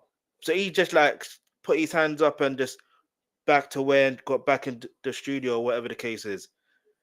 The point I'm trying to make is, yeah, there's obviously an agenda. Now, if Tupac said Puffy was involved, Puffy's involved. Now, add that to what happened to Kim Porter with the burglar situation, taking a laptop. That makes you got to look at it from two perspectives. It's not a coincidence. That's not a coincidence. No suspects, so nobody was ever charged in this case. And on the morning of November 15th, 2018, a frantic 911 call. Exactly. Even wait. I'm pretty sure even in the Tupac situation in 1994, I swear no one was charged or in connection with attempted of Tupac. I'm sure no one got. I need to look into that. Because maybe I could be completely wrong. But from recollection, I don't think no one got charged, let alone convicted. Call was made from Kim's Toluca Lakes home. Her goddaughter had found her unconscious, but by the time the paramedics arrived, she was already pronounced dead. Wait. Her friend Kamora Lee Simmons, that same year, word started to circulate that Kim was working on a tell-all book where she was going to speak about her time with PDiddy and her experiences in the entertainment business. But Kim's home would be burglarized, but nothing was stolen except the laptops that she was using to create her book, which seemed odd to investigators. But they had no suspects, so nobody was ever charged in this case. And on the morning of November 15th, 2018, a frantic 911 call was made from Kim's Toluca Lakes home. Her goddaughter had found her unconscious, but by the time the paramedics arrived, she was already pronounced dead. Her friend Kamora Lee Simmons was one of the first people on the scene, completely devastated about the loss of her best friend, as well as P. Diddy, who was there talking to investigators. An autopsy would reveal that Kim died from lobar pneumonia, which seemed odd because just a few weeks prior to her death, she seemed to be on top of the world, living life to the fullest and doing what she loved to do most, be a mom and spend time with her children. Mainly, I'm a mom first, so that is most important to me. So everything else kind of comes after that. Your mama, man, what role did she play in your life, man? And talk about your relationship with her. She was like my best friend. My grandma was like my mama. Okay. And, I mean, every case is different, but we had a relationship that was like, I was able to treat her like a friend. Yeah. Without knowing that, because we were just so cool. Like, I'm a mama's boy. Yeah. But that was a different relationship that we. Okay, there you go. Quincy, if you're a mama's boy, find out exactly what happened to your mom. If 50 ain't gonna do the documentary, you should do the documentary. You're in film and entertainment. You can do it. Like, think about it.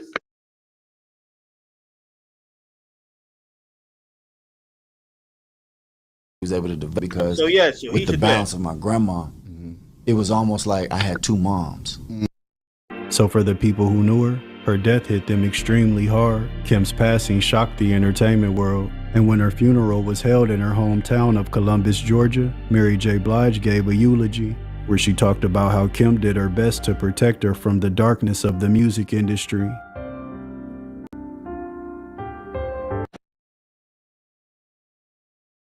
And even Mary J. Blige has her own story to tell when it comes to Diddy, and she wasn't in the Sean Combs to Reckon It documentary. But we move. Kim was an angel. Angels don't stay that long. They have to go.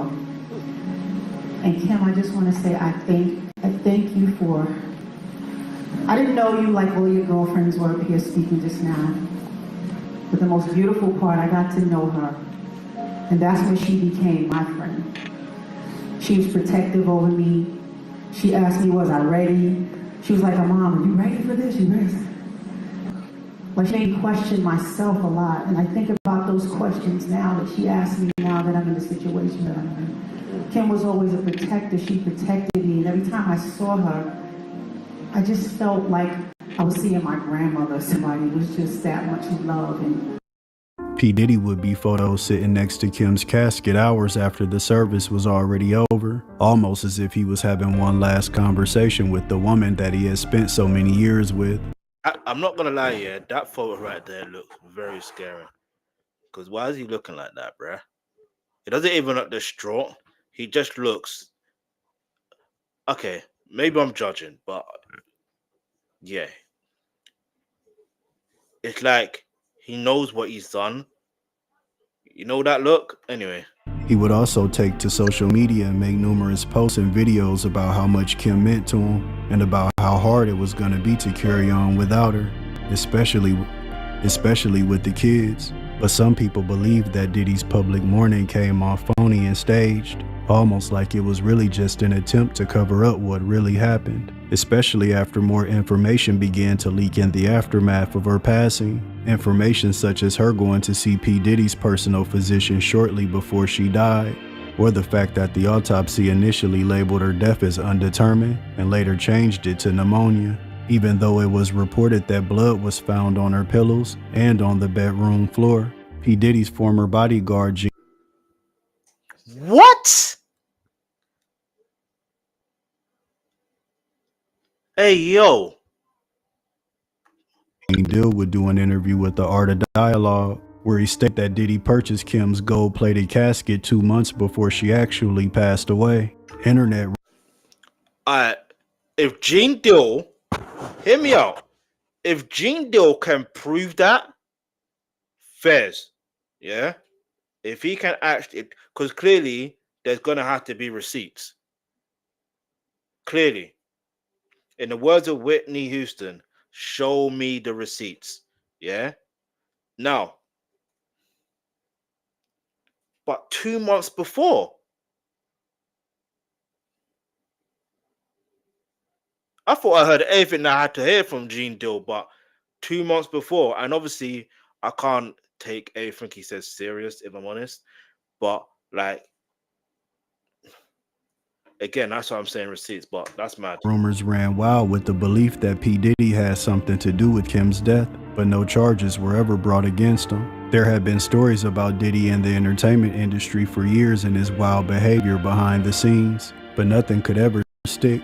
He almost seemed like he was Teflon, like he was just too powerful to ever fall, despite people like his longtime rival 50 Cent attempting to expose him for years, while predicting that one day karma would come to collect. They wanted justice for so many other people that Diddy had ruined throughout the years, especially his artist on Bad Boy, because it seemed like when their time was over with P. Diddy, they were either mentally scarred, such as G. Depp, who turned himself in December of 2010 for a murder that allegedly happened decades prior, or they would end up in a similar situation to Black Rob, who was left so financially destitute he couldn't even pay for his own health care and never received any help from P. Diddy up in... I actually I remember that. I remember that. I actually remember. That's mad.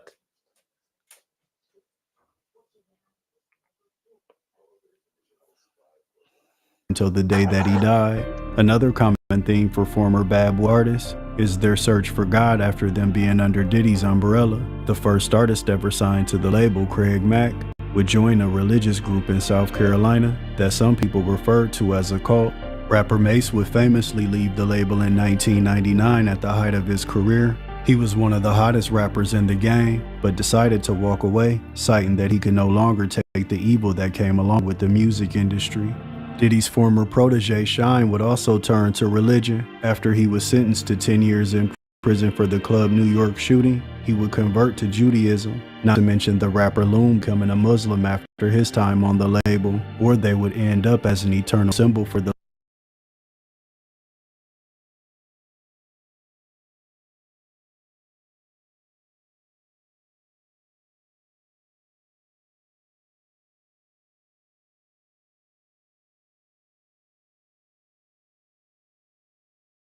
You not gonna hear me. I'm saying it's kind of mad, yeah, but it's good that they were still able to turn to religion, yeah.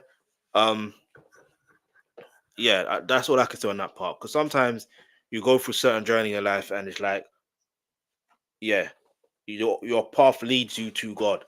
Do you know what I mean? label and death. Just like Biggie Smalls, P. Diddy also fell out with his longtime bodyguard Anthony Wolf Jones over financial disputes. And it seems like I don't think it's over just financial disputes, by the way. Do you know what I mean? Here's what I genuinely believe. This is what I believe. I reckon Anthony Wolf Jones, yeah, knew of the situation. Because basically, there's two things. There's the thing where obviously he could be allegedly Justin Combs' dad, Anthony Wolf Jones. That's one thing. Diddy probably already knows. Yeah. Like, let's be real. And if you see the way he treats Justin versus the way he treats Christian or peasant Combs, should I say, you could see what's happening. Get me in that Sean Combs The Reckoning, you could literally see, you could see it. What was I gonna say? Because it's like he's treating Anthony Wolf Jones, treating Justin as he's mini him, whereas Christian Combs or peasant Combs, should I say, really is he's mini him, because they do look alike, and it's like it's mad. I don't know how to explain it. There's a psychology behind it. That's all I'm gonna say. But I'm gonna say something else. Then there's the part that happened in Los Angeles with Biggie. Yeah, he was in a situation where he said he would not go to LA without his people. If Diddy can't pay for his people to go to LA to protect you, because obviously he's part of security, right? If his people can't come, he's not going, because it's not a right time to go either way, because of the situation that happened with Tupac. So if he knows this, and he knows, do you know what I mean? It's not smart. It's not smart to be in LA. It's not smart at all. It's not smart. And then you got someone like Biggie still dissing Tupac on radio in LA. Why would you do that?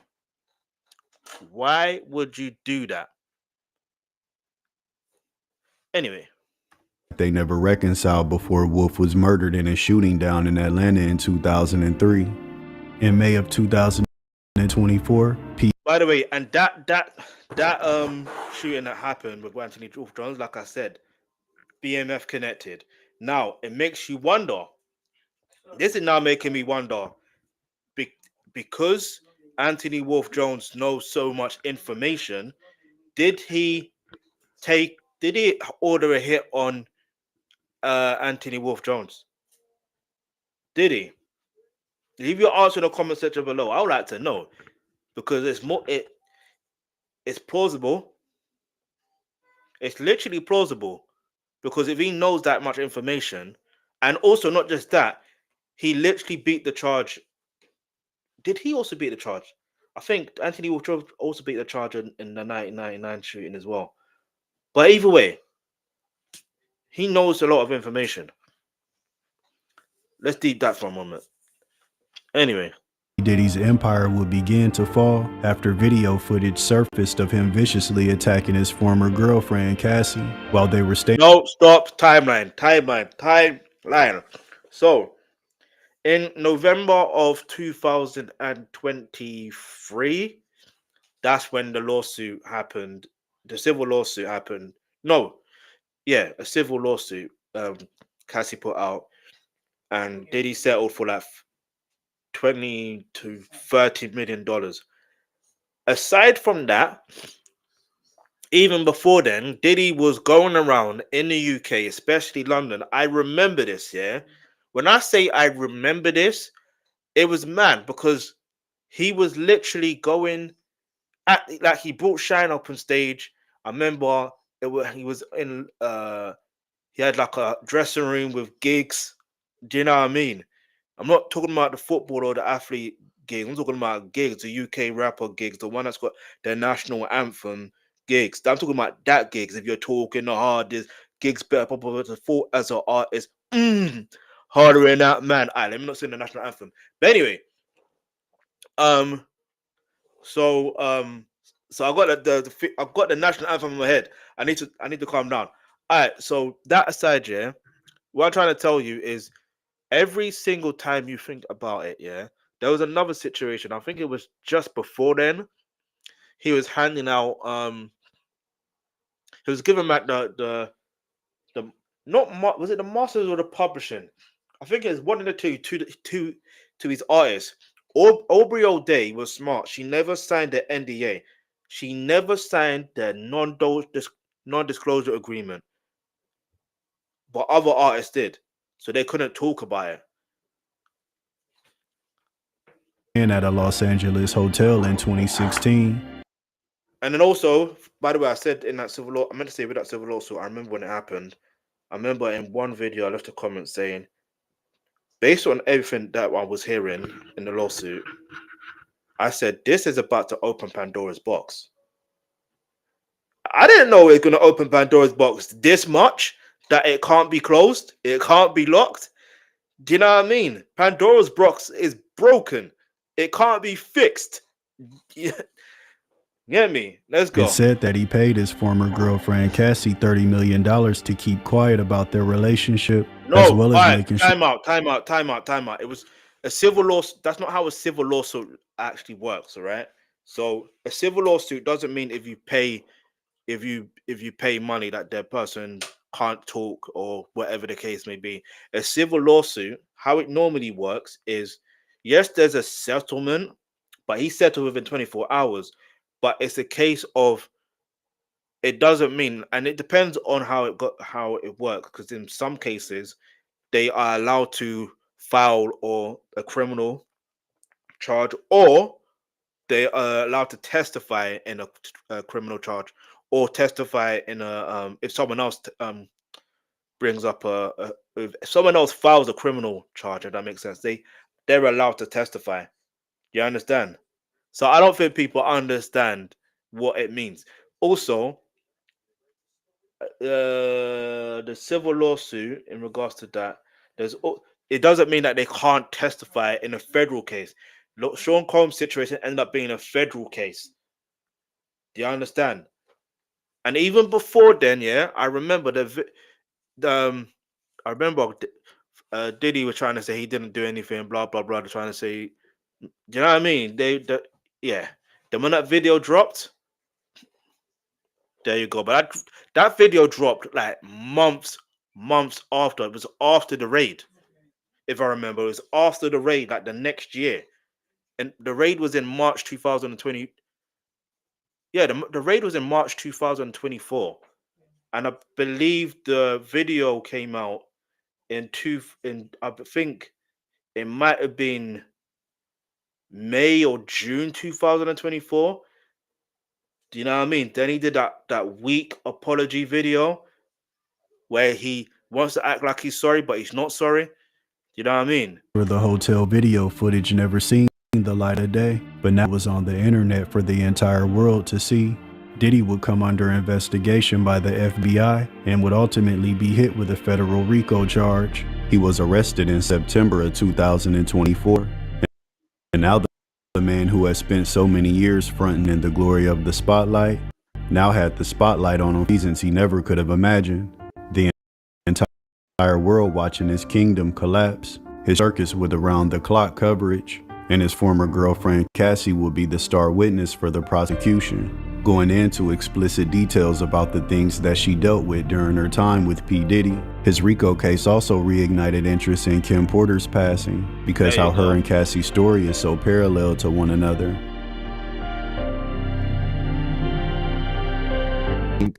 I didn't know her, but I knew somebody like her, and that was Kim Porter. I didn't know Cassie, but I knew somebody who was going through the same thing she was going through, and that was Kim Porter. She told me that she felt better, and she was used. The doctor had been to her house, and he gave her some antibiotics. Although the rumors would persist for years, there was never any tangible evidence brought forth that would tie P. Diddy to Kim's death. In the wake of his daughter's passing, Kim's dad, Jake, supported Diddy and also stated that he didn't think his daughter's case should be reinvestigated, even though Kim's former husband, AlBSure, has went public on multiple occasions stating that he believes P. Diddy has something to do with her death. But shortly after making those statements, he would mysteriously fall ill, spending months in the hospital and almost losing his life. Hey, listen. When there's a pattern, there's a pattern. You understand? When there's a pattern, there's a pattern. That's all I'm saying. And then also, you gotta remember, Jamie Foxx almost felt mysteriously ill, and I remember he did a comedy special afterwards when he regained back his health and like full health, should I say? And yeah, he mentioned something. It's like he was saying it was Diddy, but not saying it was Diddy. You have to read between the lines. Do you see what I'm trying to say?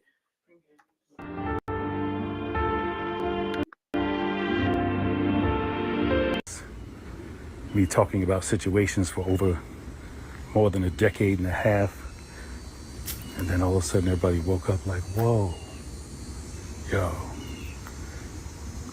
we thought you were crazy. You actually knew what they did to me. There was a bounty on my head, there was a bunch of stuff. So do you think specifically then that Sean Diddy Combs or people affiliated with him did something to you that caused you to have multi-organ failure? I believe this to be the case, yes. Absolutely. Wow. My first time saying it. It's quite possible that Kim's passing came from a medical condition that accelerated quickly, that ultimately took her life. But people on the internet believe that it was something much more nefarious, something much more dark. Her case still remains somewhat of a mystery that may never be solved. And Kim Porter, she was only 47 years old when she died. Rest in peace, Queen. It will be resolved. You see how mad it is? Tupac's case is unresolved. Biggie's case is unresolved. Keir Stewart is, I'm not saying it's not resolved, but the way it's aligned, but come on now. It's mad. But let me know what your thoughts are in the comments below. Let's see what people are saying in the comments real quick. In these comments. Obviously, I hit the like button. Who's here after the reckoning? Yep.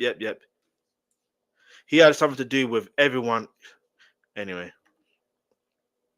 Let me see the recent. All right, she leaves AlBSure and ended up with someone that she constantly abused you and took her out. That part. Why does it seem like this is about Diddy and not Kim? Yeah, it does kind of feel that way. I'm not gonna lie to you, it did feel that way, but I think it's done that way because you're starting to see that maybe potentially has something to do with it, but we don't know. I don't know. Anyway, this person said the woman who accepted him as a spouse was stupid as F2. Because come on, he was dressed like a 14-year-old and talk like one. Anyway, I'm not gonna continue that because that's someone talking from a place of ignorance. And I'm talking, when I say place of ignorance, get me, dressed like a 14-year-old. Let's be real. So, like in some cases, Diddy knew how to dress. Let's be real. You know what I'm saying? Let's be real. Like he may be a psychotic madman, but in some cases, yeah, he knew how to dress. Don't get it twisted. What was I gonna say? Kim Porter will get her justice on this earth. That is all I am saying, as you will bear witness to this. Anyway, let me know what your thoughts are in the comments below. And by the way, I know that was a heavy load here, so what I'm going to recommend you do is go to the pinned comments. You will see a link, and that link is to a spa package. Do you know what I mean? So go get yours, purchase yours. The link is in the description, obviously.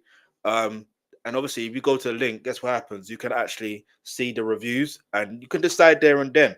But yeah, you can read the reviews, read what's all detailed, whether it's good for you or not. Because sometimes you got to read the products properly to be able to see if it's good for you and whatnot. Yeah, but oh yeah, by the way, disclaimer: I get paid a small commission. All right, now staying on this case in regards to Diddy, we are going to react to something completely different now. So Tissa tells.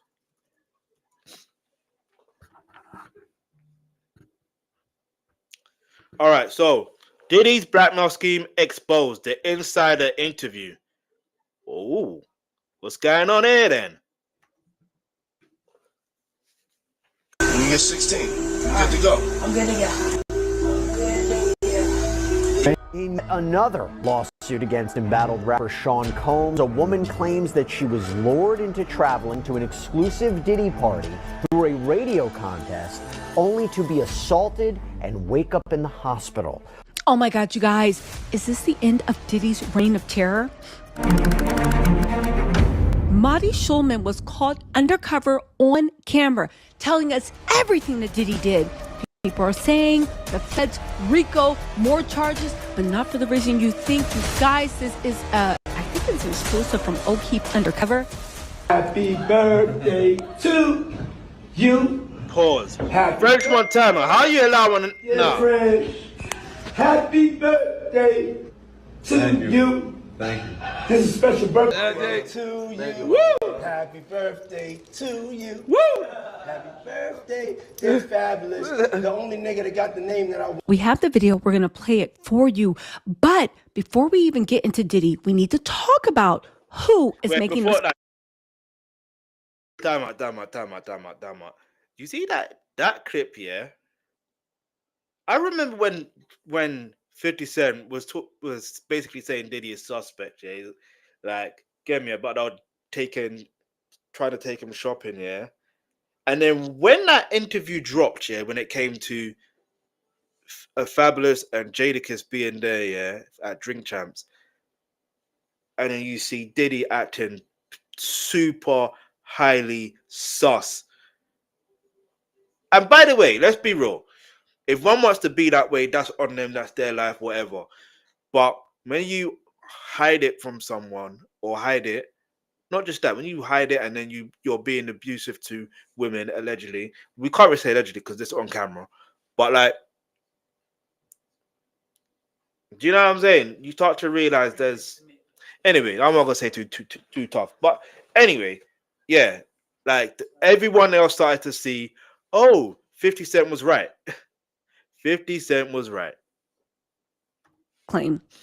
This isn't a rumor. This is an insider speaking. At his core is a bad guy. Did work with him. He's a fucking asshole. And I knew that from the get-go. Because this is not a random guy. Damn. This is not a disgruntled artist. This is not a blogger chasing clicks. The allegation comes from Marty Schulman. Marty Schulman is a former vice president at Atlantic Records and Def Jam Records, two of the most powerful labels in the music industry. That means he worked directly with executives. He understood how deals actually get made. He knew who had power and who didn't. And most importantly, he knew how careers could quietly be ended. So when someone at that level says yo, this is how Diddy worked. This is how Diddy operated. That's not gossip. That's what I'm about to show you is testimony level information, even if it's not yet sworn testimony. And according to the undercover footage released by James O'Keefe, Marty Schulman alleges that Sean Diddy Combs operated a blackmail-based control system inside the music industry. I know. That is the allegation. Oh, wait, time out. I think I've heard something like this before. Not obviously from Marty. Like, I think I've heard this from... Who was it? It might have been Gene Dill. I'm not gonna lie to you. It might have been Gene Dill. It might have been Gene Dill. Do you know why? Because I'm pretty sure he said certain things going in certain parties. He used that against them, and he would blackmail certain executives, this, that, and the third. That's how he makes his money. That's what I heard. I don't know if that's what's going to be said in this, but more than likely, there's a high chance that it could be. But I don't know. Let's go. Everything that flows from that. Let's get into the evidence. He had more to do than just whether you got a record deal or not. Like he could blacklist you, especially after you went to one of his parties and it seemed fun and there were girls and drugs and da-da-da-da. But now he's got you on video doing weird shit. Okay, let's be precise and disciplined here about what Marty Schulman is actually alleging. According to Marty Schulman, let me remind you, he was speaking on undercover camera. He said Diddy's power allegedly went far beyond deciding who got signed. He allegedly had the ability to blacklist artists. Damn. He allegedly worked in coordination with other executives and studio heads. Let me take you back to Chef Jordan. Remember when she said if this was RICO, why didn't the government bring in the other execs that helped Diddy, that condoned Diddy, that worked hand in hand? I don't know, a lot of things are adding up. And get this, Diddy allegedly worked in coordination with other executives and studio heads. And most critically, Diddy allegedly used compromising footage from parties as leverage. What did I say? What did I say? So it's like, it's not information that is new to me personally, but to hear it, to literally hear it in this video, and to literally hear Marty Schulman, or his name is Marty, right? So get me. Can I call him Marty Moore? Do you know what I mean? If you know, you know. Martin Lawrence, Marty Moore. If you know, you know. Anyway, all jokes aside, no. Oh wait, hold on. That face is familiar. Isn't that Harry Windsor? I wonder if there's something. Anyway, let me not say anything. Let me keep quiet. Let me keep quiet. Get me? Let me keep quiet. Marty describes the parties, saying that there were drugs present, women present, people were in compromising situations, and according to Marty, the video footage existed of these events. The allegations is not that parties happened. The allegation is that the footage was the point. That the footage could be used to pressure people, control decisions, enforce loyalty, and punish non-compliance through blacklisting. That's not industry politics. That's coercive leverage. And that is a criminal trial. Those sound like criminal and civil charges on the state. Okay, so why is Marty making this claim so huge? Now, before anyone dismisses this as industry gossip, we have to be very clear about who Marty Schulman is and why his voice matters. Marty Schulman wasn't on the outside looking in. He wasn't an artist hoping for a deal. He wasn't. And also, you got to take into consideration why now. Not why now. It's a situation of what does he have to gain from this?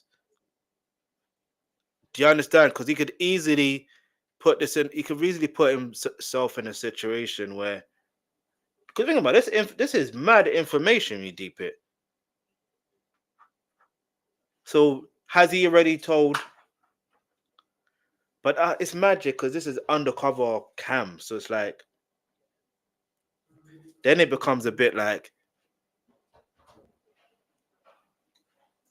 if he knew this information, who else has he told this information to? Why is he telling this information to whoever's recording him? Do you understand? I could be wrong about this, but you know, let's go. Hanger on, trying to stay relevant. He was a vice president at Atlantic Records and Def Jam. That is not a ceremonial title. At that level, you're not guessing how the industry works. You're watching it work. True. You're in the rooms where budgets get approved, artists get dropped without announcements, and careers stall for reasons that never make it into press releases. People at that level don't hear rumors. They see outcomes. They see when an artist is hot on Monday and radioactive by Friday. They see when projects mysteriously lose support. And they see when phones stop getting answered and nobody can explain why. So when Marty Shulman says that Sean Diddy Combs allegedly had the ability to blacklist people, that's not speculation. That's an observation based on proximity to decision-making power. And that's critical. Because wait, sorry, time out. I just clocked something. It was on 50. It was on Drink Champs where with Nori and DJ AFN where 50 Cent mentioned about the whole shopping situation. But I heard it somewhere else prior to that. But this is the most populous one for now, the more popular one. Source, should I say. And then this whole situation with this clip that they're showing again of the whole, you know, you ain't come party with me like that or whatever that Diddy saying to Fabulous. Yeah, that's also on Drink Champs. That's mad. Hey, Nori must. How does Nori feel? Like, anyway.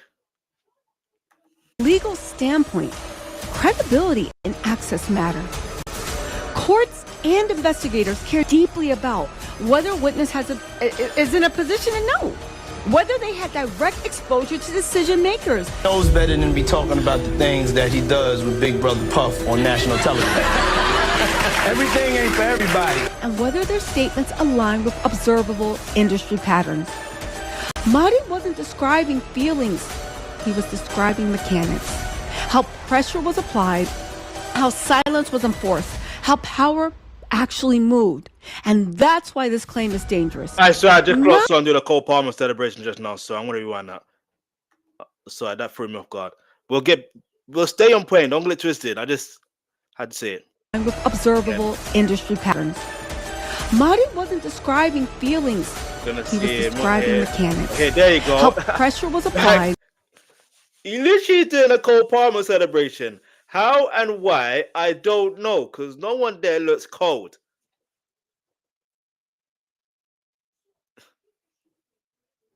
How silence was enforced, how power actually moved. And that's why this claim is dangerous. Not because it's dramatic, but because it comes from someone who would understand how blacklisting would actually be executed without leaving fingerprints. At that level, no one sends emails saying, yo, ruin this person. It happens through meetings that don't get scheduled, calls that don't get returned, opportunities to quietly disappear. And when someone with Marty's background says, yo, this is how it worked, investigators don't hear gossip. They hear a roadmap. That's why this section matters. Because without understanding who is speaking, you miss why the allegation carries weight. Check this out, yo. Justin, you ever seen the movie 48 Hours? Right now, he's having 48 hours with Diddy, him and his boy. They're having the times of their lives, like, you know, where we hanging out and what we doing. We can't really disclose, but it's definitely a 15-year-old's dream. Again, I can't. 15-year-old's dream. Is he sure about that? Leave your answer in the comment section below. When you were 15 years old, what was your dream? Because I'm sure, no, when I was 15, that was never my dream to do what I even know what they were doing. Because the reality is, naturally, he didn't disclose what was going on because he's saying some things can't be disclosed or whatever. Like, what are you talking about? You know what I mean? Furthermore, where are his parents? Where is his legal guardian? And I know some people want to blame AlBSure, which yes, you can, because he also enabled the situation as he basically handed Justin Bieber to Diddy on the plate. Yet he has said out his own mouth he would not allow his sons to hang with Diddy or whatever the case may be. So you let that. So why would you let someone else's son do the same thing? Get it? But anyway, let me wash my mouth and just keep it moving. Trust enough to really understand why this allegation is so serious. We need to stop talking about it like it's industry mess and start talking about it the way prosecutors would. Okay? They allege a blackmail system. Okay, and let's get down to it in legal terms. Because legally, there is a massive difference between someone being influential and someone using fear to obtain compliance. Influence is legal. Fear-based compliance is not. According to Mahdi, the alleged system worked like this. You heard it on video yourself. People attended Diddy-hosted parties. Those parties allegedly involved drugs, women, and behavior people would not want public. And crucially, video footage existed. Now, here's the legal pivot point. Blackmail and extortion do not require someone to say, do this or I'll release the tape. That's a common misconception. Under federal law, coercion exists even when there's no explicit threat is made and no demand is written and no money changes hands. What matters is fear and whether that fear causes someone to act differently. If someone believes, yo, Diddy has footage of me that could destroy my career, and as a result, they stay silent, they make business decisions they otherwise wouldn't, they block others, they enforce loyalty, that fear itself becomes the mechanism. And legally, that matters. Because something of value in an extortion case does not have to be cash. It can be silence, cooperation, favorable decisions, career protection, professional obedience. Diddy obtained any of those things because any artist feared exposure. Prosecutors don't need a signed contract or a recorded threat. They look at behavioral change. And this is where alleged blackmail systems become provable. The prosecutors can ask, did people act against their own interests? Did multiple people behave similarly? Did compliance consistently benefit one person? Did resistance result in punishment like blacklisting? If the answer is yes, well then the system speaks for itself. And this is what's so mad, yeah? Because, you know, for example, 50 Cent, I know I brought his name up again, but he's one example I can give. Because Irv said it out of his own mouth. He went out, he did everything he could to try and blacklist and blackball 50 Cent from getting signed to a major. He did everything he could. Little did he know that, you know, that helped 50 Cent get signed to a major record label. And it's so ironic. I know this sounds mad, yeah, but it's so ironic that the day of the release of Get Rich or Die Trying, 50 Cent's debut album, yeah, you literally can't make this up. Years later, I'm pretty sure was it this year or last year? I think it was last year. I can't remember the actual timeline, but on the anniversary of it would have been last year because I think it was. Hang on, or was it this year? Anyway, irrespective of the year, the same day that, and I say same day but different year, obviously years later, but the anniversary of Get Rich or Die Trying, that album by 50 Cent, is the same day that Irv Gotti, yeah. Do you know what I mean? Now, obviously, 50 Cent has nothing to do with that, yeah, but I'm just saying, it's kind of eerie when things like that happen. But it's like, listen, this is why you should always be conscious of the actions you do, because there's consequences to the actions you do.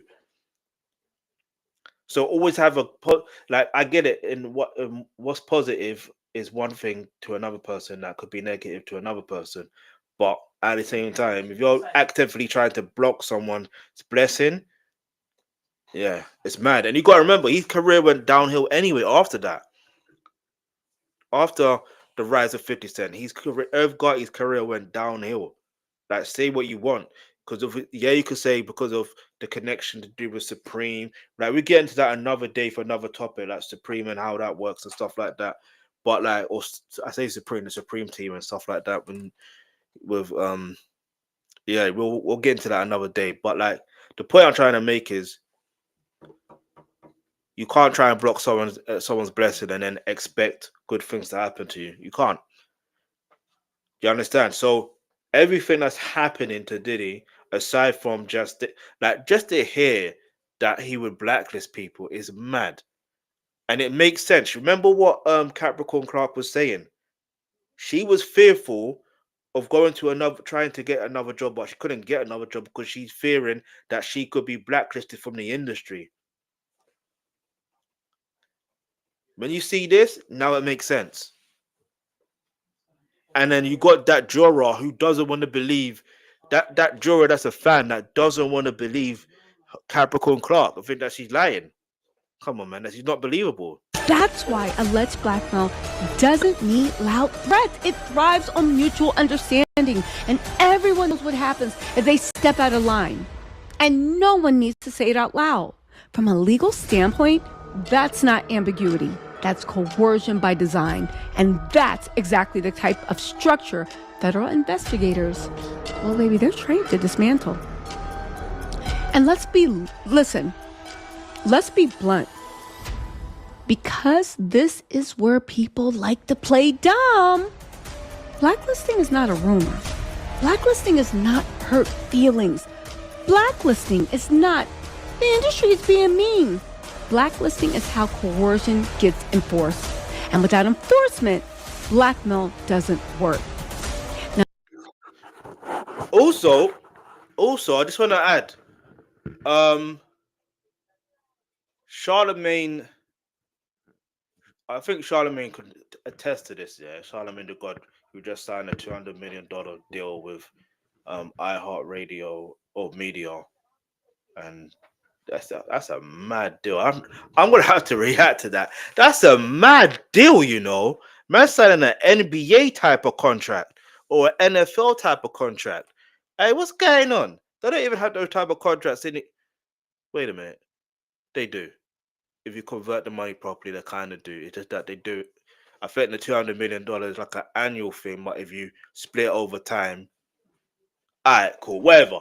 Anyway, but I believe his mentor, Wendy Williams, she got fired from radio or blacklisted from radio or fired or whatever the case is because of Diddy. I hope you understand what I'm saying. He threatened. Anyway, let's just keep it moving. Now, let's go back to what Marty Schulman said. Or should we call him the former vice president of Atlantic Records and Def Jam.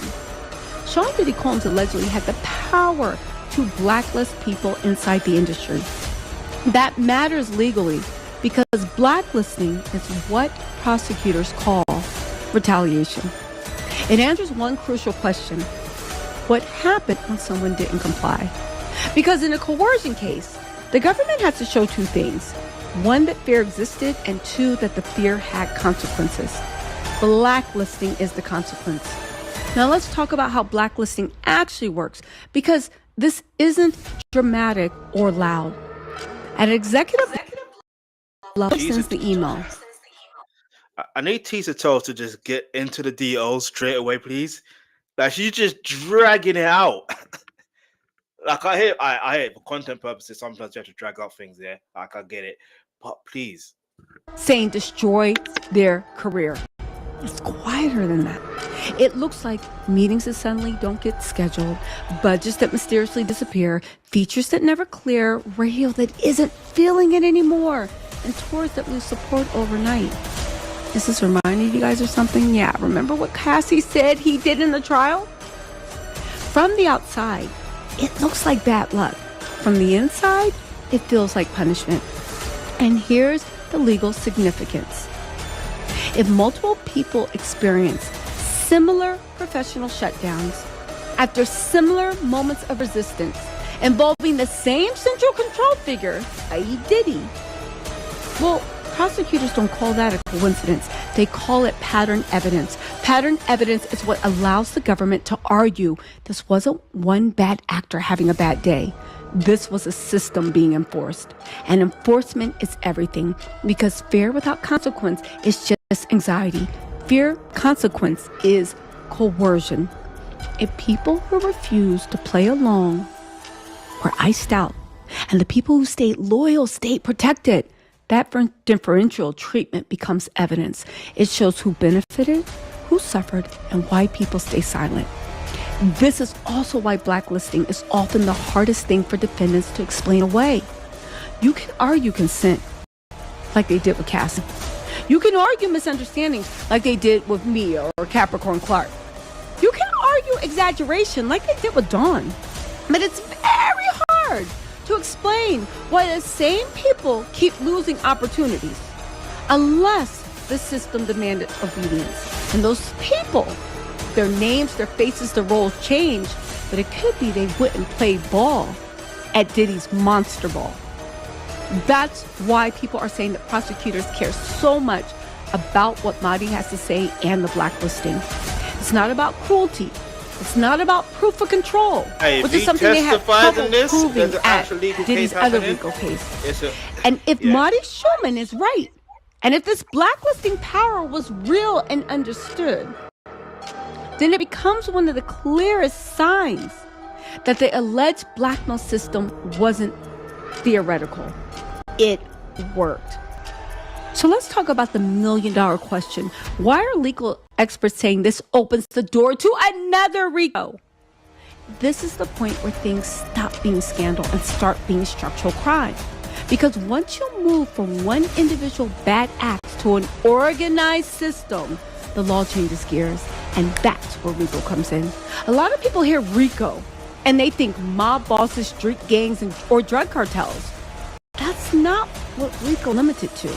Legally, RICO applies when prosecutors show four things: an enterprise, a pattern of racketeering activity conducted over time involving multiple people acting together. Now let's slow this down and map it directly onto what Mahdi Shulman is alleging. First, the enterprise. An enterprise. Before we get into that, do you know how mad it is, yeah? Can you imagine if there is another charge, another RICO charge? And can you imagine this time, Anthony RICO is on the prosecution team? Hey, listen.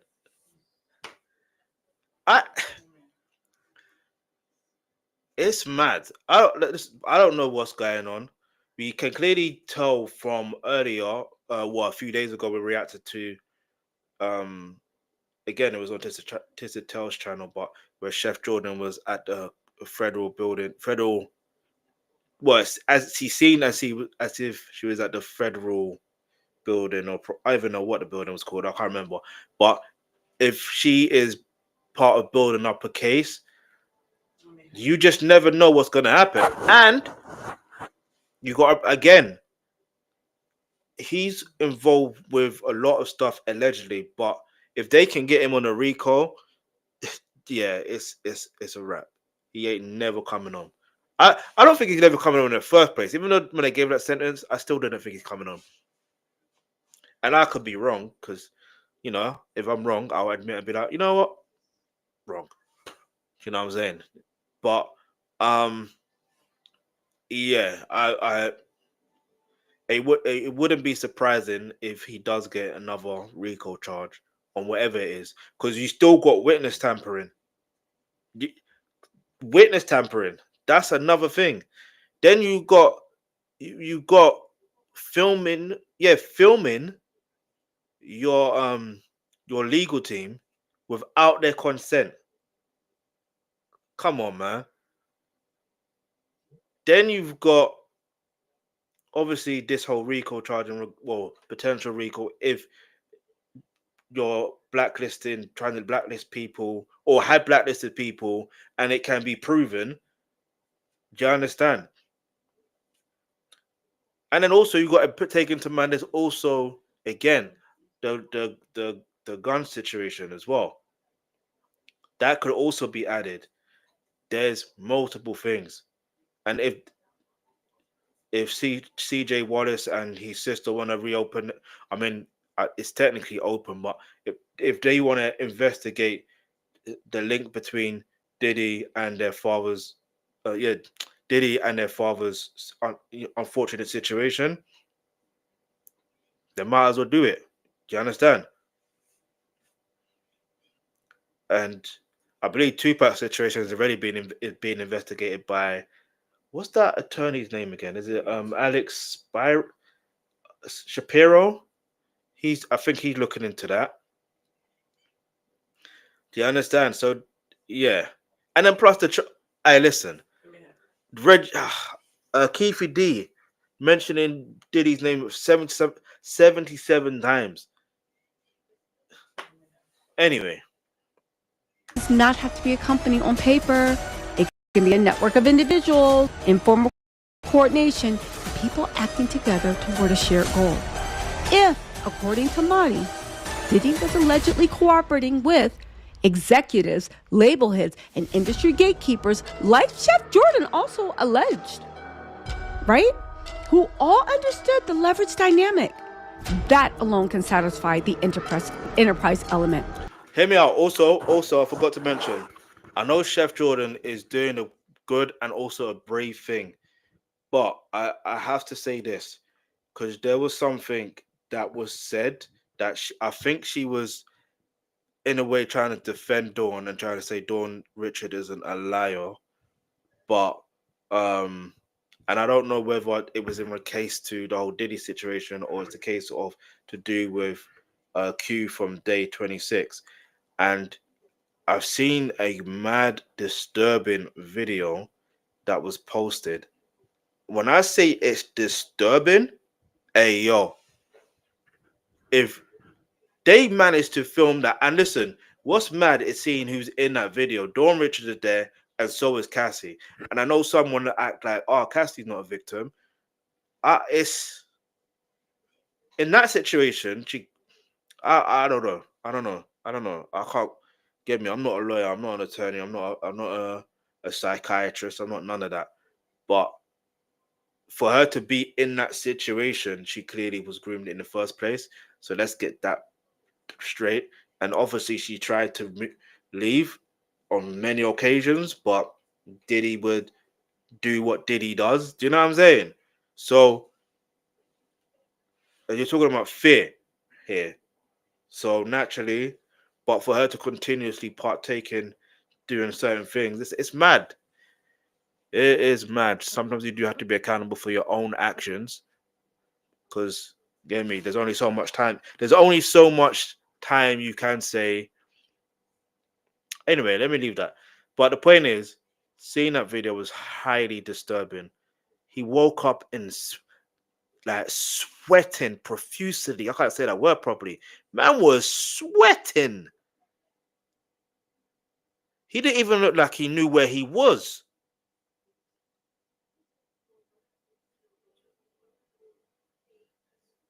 And Q allegedly says that it was Dawn Richards that allegedly drugged him. That's what he said. You know what I mean? I don't know what the truth is. But anyway, let's just keep it moving because it's kind of disturbing to talk about. But let's go. Set the racketeering acts. This is where blackmail and extortion matter. Under federal law, extortion and blackmail are predicate acts, meaning they're specifically listed crimes that can support a RICO charge. And remember, extortion does not require money. It requires obtaining something of value through fear. That thing of value can be silence, career compliance, favorable business decisions, loyalty, or even control over artists. If people acted differently because they feared exposure from this alleged footage, prosecutors don't need to prove every threat was spoken aloud. They only need the words of Cat Williams. You got to tell Diddy no. I'm sorry. I had to. Let's go. to show fear existed and behavior changed. Third, you need a pattern over time. One isolated incident doesn't get you RICO.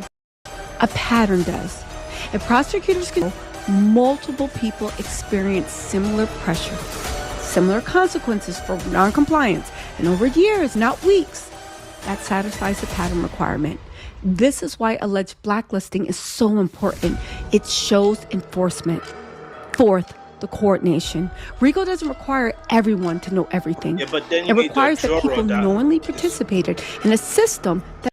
But then they also need jurors that are going to be part of the jury team or jury selection that don't have a bias. So how do they get the jury selection right this time? Do you understand what I'm trying to talk about? Because that's how he got off the RICO in the first place. So I don't know. And then you got to put into question: is he going to have enough money for a lawyer to help him defend this case? I don't think so. I really don't think so. And then that's where he would be. That's when it's really a wrap for him properly. Benefited the enterprise. If executives quietly complied, enforced silence, or punished noncompliance, even without direct orders, that can still count. And here's the key point. RICO is designed for situations where no single act tells the full story, but the system does. That's why alleged blackmail systems are prosecutor dream cases. They're not emotional. Like they remember jury. Oh, well, Capricorn was too emotional. That's why I didn't believe her. I can't believe that somebody could believe something, remember something for 20 years ago, but yet you remember Diddy nodding his head. But whatever. Those lawyers, they ain't seeing heaven. They can stand outside the gates of hell with Diddy, but for all we know, they love that because they seem fanned out. Anyway, right? Blackmail systems, they're not emotional, and they're not architectural. If this goes the RICO route, the question isn't, did Diddy do something embarrassing? It becomes, did an organized system exist that used coercion to maintain power? And legally, that's a whole different universe. But you guys, we have to talk about the elephant in the room, because here's the question everyone keeps asking. No, wait. Why does he say that in the picture where there's Diddy and Justin Bieber, but behind them was Sean Kingston? Sorry that I noticed that. Yeah, that's mad. Sorry. Like I know I'm being childish, but let's go. And I have to say, it's the right one. If the raids on Diddy's house that pulled those servers that allegedly have all this footage on them, if they've already happened, why hasn't Diddy or anybody been charged? Because No, wait. That's a genuine good question. This is why some people be like, oh, it had politicians on there and they wanted to get the tape so they don't. Do you know what I mean? That's where that conspiracy came from. But then you have to put into consideration how Diddy's team, as much as I don't want to say this, I have to be real. What his legal team did right at that time was making sure the trial happened quickly. Do you get it? So, because usually for a federal trial to happen after an arrest, it's usually 1 to 2 years, 3 years, if that. Look how long it's been since Keefe D's been arrested. Where's his trial? Point proven. So now I want to say this here. It's mainly because obviously they want to do their due diligence. They want to make sure that everything is aligned to the point. Obviously they want to align everything correctly. They want to make sure that nothing is a gray area. It is exactly what it is. So, and you got to think about it, it's over decades. So when some things are over decades and you got that much video evidence, that much audio, it's gonna take years to come through. No pun intended. Like, it will take years. So it's very interesting. Maybe there was a strategy, and I could be wrong. I don't know, because I don't work in that area, or I'm not. That's not my expertise, isn't it? That's not my area of expertise. I don't know. But you can let me know in the comments below if you do have that area of expertise. Yeah, let's go. Be clear, federal raids are not fishing expeditions. Search warrants do require probable cause, sworn affidavits, specific categories of evidence, which means investigators don't raid multiple properties unless they already believe evidence exists. So when people say, yo, the feds already have the footage, that's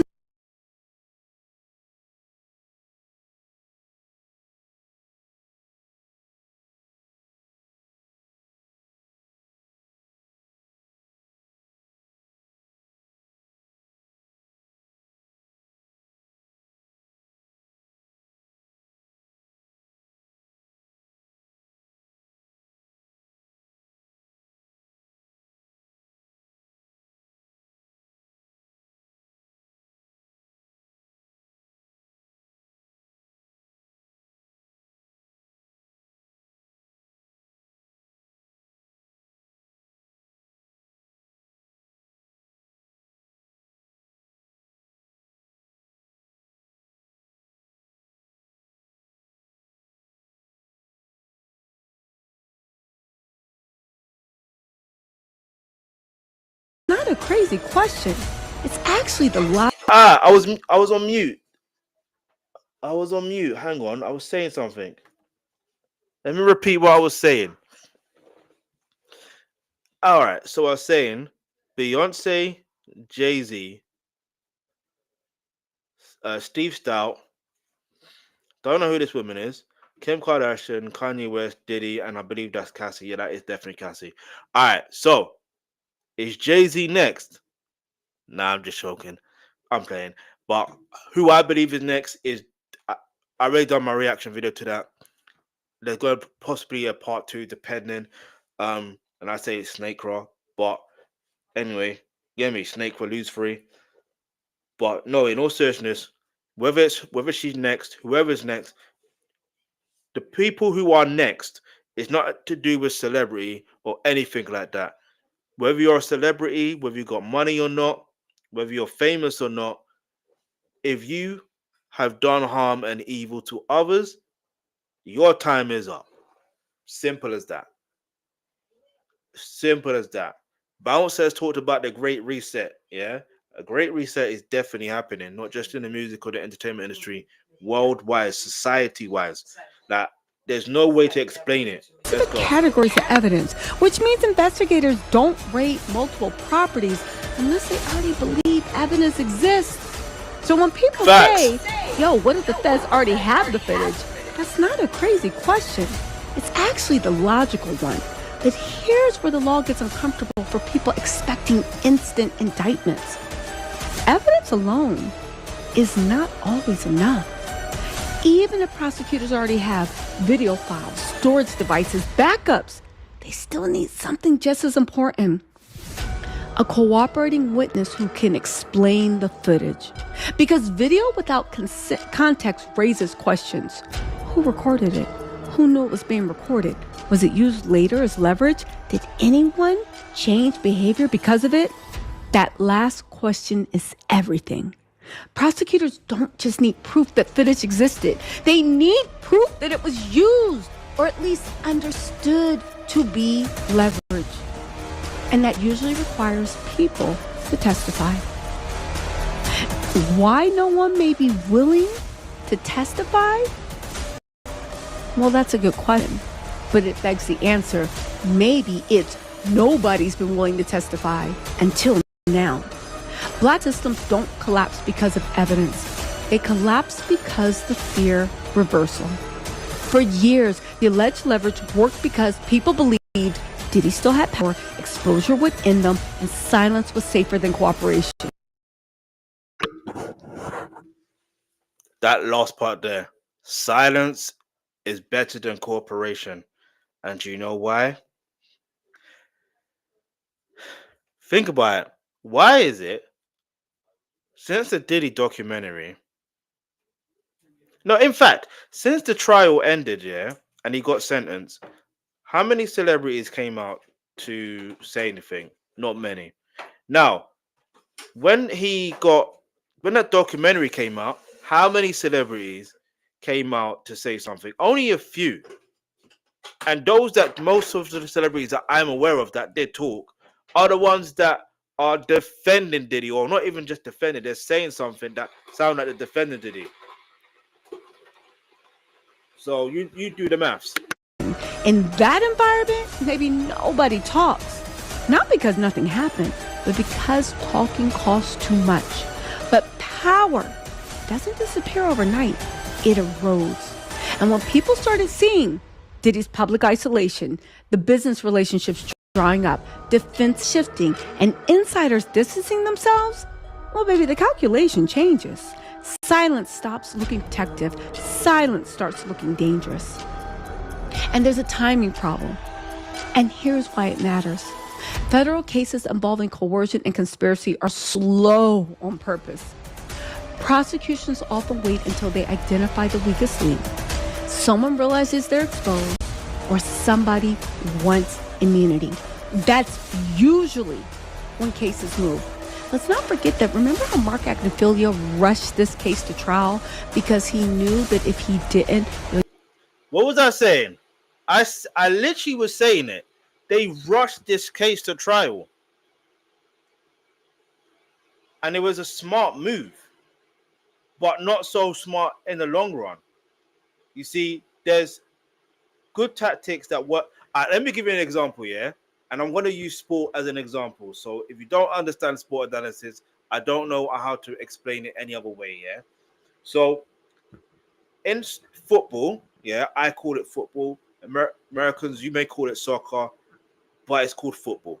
Now, there's two halves, yeah? There's literally two halves in one game, yeah? Now, if you think about the time of the game, yeah, a team could be winning like 3-0 at halftime. Yeah? 3-0 at halftime. They could have all the possession. They could be shooting more. Do you know what I mean? They could be defending more. They could be making great saves more. In fact, they're defending to a point where no saves are made. Let's put it that way. But they're attacking more. They're having such a great first half. So much so that you would think, right, they've won this game. They've won this game. And listen, there's been times where a team has literally looked like they've won in the first half and they've literally won. Case in point, Chelsea Football Club against PSG in the Club World Cup. That's a case in point. But it's the second half what made that matter the most. Yeah? Not because it's because of the way they made sure they defended that lead. They kept a clean sheet. However, there's some cases where in the second half, despite leading 3-0, not Chelsea, by the way, I'm just talking about in general, like where some teams have ended up losing 4-3 or 5-3 or 5-4. They end up losing. Do you know why? Because they may have felt they won the game in the first half. So they sat back. They got complacent. So it's all good to feel like you rushed and scored. And there's a saying that you can never go. There's a saying that go ahead and go too quick is too quick. But let's keep it moving. Just give the prosecution more evidence to collect stuff of Diddy's alleged conspiracy. I'm talking about with the Cassie RICO.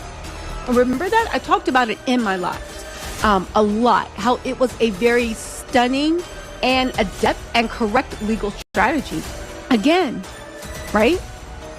Prosecutors do not move when the raids happen. but when the first person decides to save themselves. And once that happens, everything accelerates. This is why insiders speaking up now matters. That's why an insider like Marty Schulman speaking publicly, even hypothetically, is significant. It signals something prosecutors watch closely, the collapse of enforced silence. It suggests people are no longer believe the leverage works. Once belief breaks, cooperation follows. So when the lack of charges doesn't mean it doesn't mean nothing is there.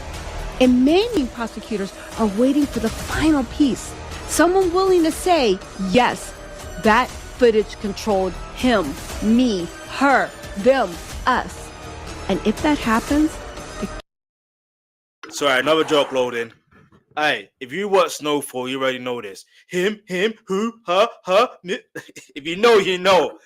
Hey, shout out to Damson Idris, yeah? South London to the world and back. If you know, you know. Anyway, yeah. Get me. Bodies. If you know, you know. Hey, that scene was mad. Like, he went in on that scene. case doesn't stop. It snaps into place. All right, guys, here's where everything converges. Because when systems crack, people talk. Because this story is not just about Marty Schulman and what he alleged. It's about what his allegation unlocks. Schulman is not an artist. He's not a disgruntled former employee. Again, he is the former vice president at Atlantic Records and Def Jam, which means he's not talking about feelings. He's talking about how the machine malfunctioned. And once someone at that level describes an alleged blackmail-based control system, the questions for investigators immediately becomes, who lived inside that system and who resisted it? And that's where groups like Dana DeCane and Day 26 come into focus. Not as villains, not as rumors, but as potential pattern witnesses. Because here's what we do know now, publicly, on camera, and over time. Dana DeCane and Day 26 were not failures. They were massively successful groups, charting, touring, culturally dominant. And yet, we watched in real time their momentum collapse. We watched public humiliation. We watched sabotage play out on camera. We watched careers unravel, not quietly, but visibly. That matters. Because prosecutors don't start with who was on the tape. They start with who lost everything after refusing to comply. And here's the thing that people miss. You do not have to prove that someone was filmed to prove that a coercive system existed. You only have to show that people believe leverage existed, that belief altered behavior, and resistance carried consequences. Now, look at the pattern. Aubrey leaves, Q leaves, others distance themselves, others stay silent for years, and then start talking. Not all at once, not loudly, but carefully. And when silence breaks this way, prosecutors don't ask, who's accusing? They ask, why now? Because timing tells the truth. And timing says something shifted. The raids already happened. Power visibly faded for Diddy. Diddy's protection is weakened. And suddenly, insiders, executives, and artists alike are no longer speaking in absolutes. They're speaking in hypotheticals. They're speaking in patterns. They're speaking like people who know that leverage may no longer work. Which brings us back to the RICO cases. And not only just brings us back to RICO, it brings us back to again, systems. When I say systems, I'm talking about reset. Everything's being reset. Because you know when it because with the industry, yeah, it's mad because you know when you think about conspiracy theories and all that stuff there, and there was a time where there was a saying, they're talking about the boule, this, that, third. It's like at one point, I'm not gonna lie, I used to believe it. Let's be real. At a certain age, like early 20s, I won't lie to you, I used to believe that to a degree. And then when they started to talk about music being played backward, Jay-Z and it meant this, that's when I stopped believing. I'm like, you are trying rubbish now. You know what I'm saying? You're not trying rubbish. But as far as being coerced to take that, as far as being coerced to take, being coerced, being groomed to take certain things like narcotics, this, that, and the third, like, and do you know what I mean? Yeah, it's like, how bad do you really want it? And this is where it leads to Clive Davis, because Clive Davis, like, there's certain behavior patterns that obviously your environment can sort of shape who you are, but there's certain things that can enable you. Remember before I was months ago, well, not months ago, weeks ago, I was reacting to Diddy's the situation at Howard University, and he literally was getting away with the things he was doing. So when you get away with things like what he was doing, that's going to enable the behavior, because you're thinking, raw, I got away with that. So that must mean there is no consequences to this behavior that I'm doing. So I will continue to do this until there's consequences. Even if you find that there's consequences, you always find a way to weasel your way out of it. Like, for example, the whole situation with the 99 shooting, he was able to weasel himself out of it. Then you have the situation that happened in the studio bathroom. He was able to sort of weasel his way out of that situation. Now, again, we don't know who pulled the trigger. It could have been Justin. It could have been Sean Combs. You don't know. Or it could have been self-inflicted. You don't know. All you know is someone was wounded. Where that guy is now, who knows? But there's literal footage of the bathroom, and there's blood on the floor. It's mad. But anyway, let's go. Are not built on one tape. They're built on systems, on who benefited, who enforced silence and was punished, and who walked away when they refused to play along. And if prosecutors can show that, artists who complied were protected, artists who resisted were sidelined, and executives who understood the rules, then footage, if it exists, becomes just one piece of the architecture, not the whole case, the confirmation. And here's the most unsettling question of all. If we already know there's footage captured on reality TV, footage of intimidation, footage of coercion, footage of fear, what didn't make it to air? What lived on hard drives? What lived on backup servers? And what lived as unspoken leverage? Because blacklist systems don't rely on one tape. They rely on belief. And belief only survives while power does. Once power fades, once raids happen, once insiders speak, well, baby, belief collapses. And when belief collapses, people stop protecting the system. They start protecting themselves. That's why this isn't about one allegation. That's why this isn't about one group. And that's why this isn't about one tape. It's about whether an entire era of silence was enforced and whether that enforcement just lost its grip. That's what people are asking. And that's what investigators are listening for. And that's why this story is not over. Not even close. Maybe the bottom line, Marty Shulman didn't accuse a person. He described a mechanism. And mechanisms don't die quietly. They unravel. I wonder if Sean Combs, obviously can't be the only one that does them type of things. I'm talking about, this is what I'm saying, Clive Davis possibly is similar to that. You know what I mean? But we'll get into that for another day. Let's see what people say in the comments. All right. This is a deep dive into allegations and legal theory, not a claim of guilt. The goal here is to explain why patterns in silence and timing matter, not to sensationalize. What do you think actually breaks first in a case like this? Silence or the power behind it? I can't even tell you right now if I wanted to. All right.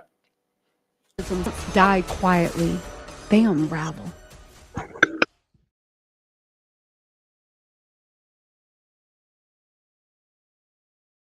So I put, hey Tisa, can you find out why Diddy discharge date was shortened? Now May 25th, 2028.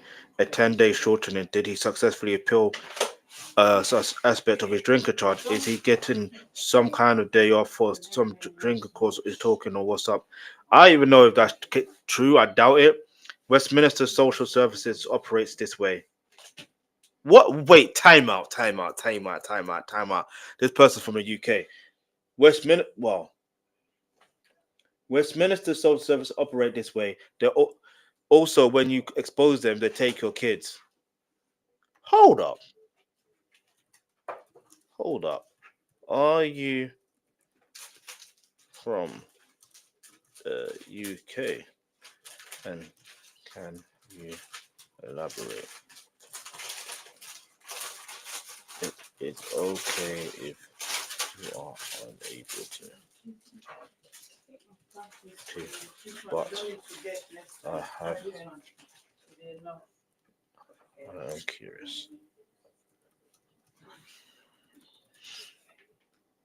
You know what I mean? I'm curious. All right, so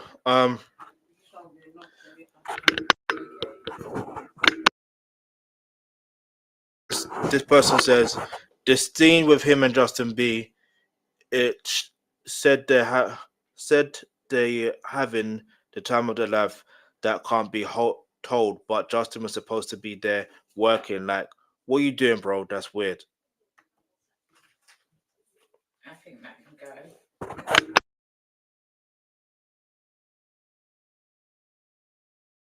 So now, yeah, I'm gonna say something like,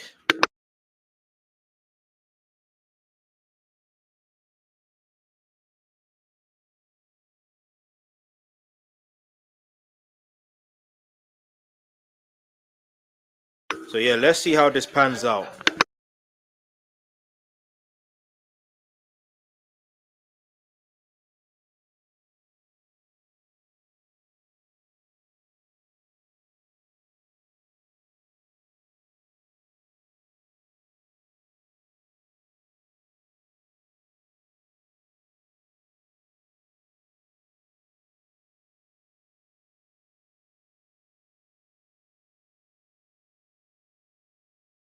Yeah, and all the people that deserve real justice on earth will get it because it is time.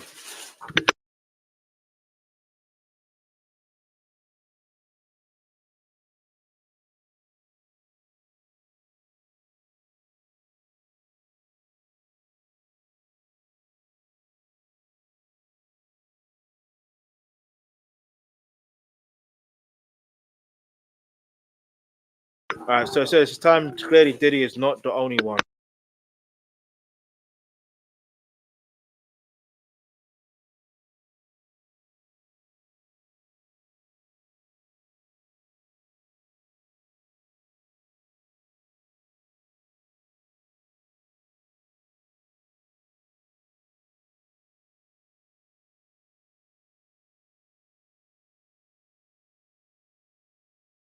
So yeah, so basically, I was saying, real justice will get timely. What was that? So let's see how this pans out because.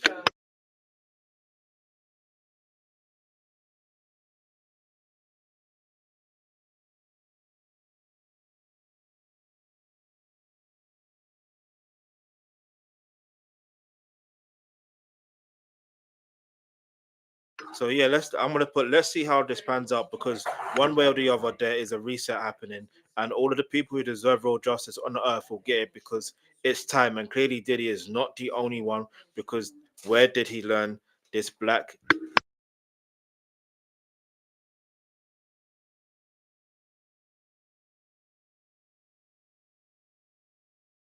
blacklisting and others and cohesive behavior? Like, where did he learn it? Like, that's a serious question. Because if he learned it from someone, that means that person is also teaching it to someone else. That means there's multiple people like Diddy. So we need to avoid those situations. But let me know what your thoughts are in the comments below. Like I said, go to the pinned comments. You'll see the spa package treatment, and basically go purchase yours. Yes, I get a small commission, but it is what it is. All right. So, but yeah.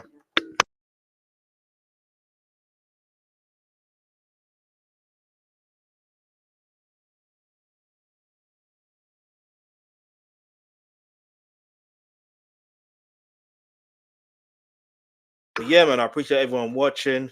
Yeah, me. It's been an interesting situation. I won't even lie to you because yeah. Anyway, so thank you for watching. Until next time.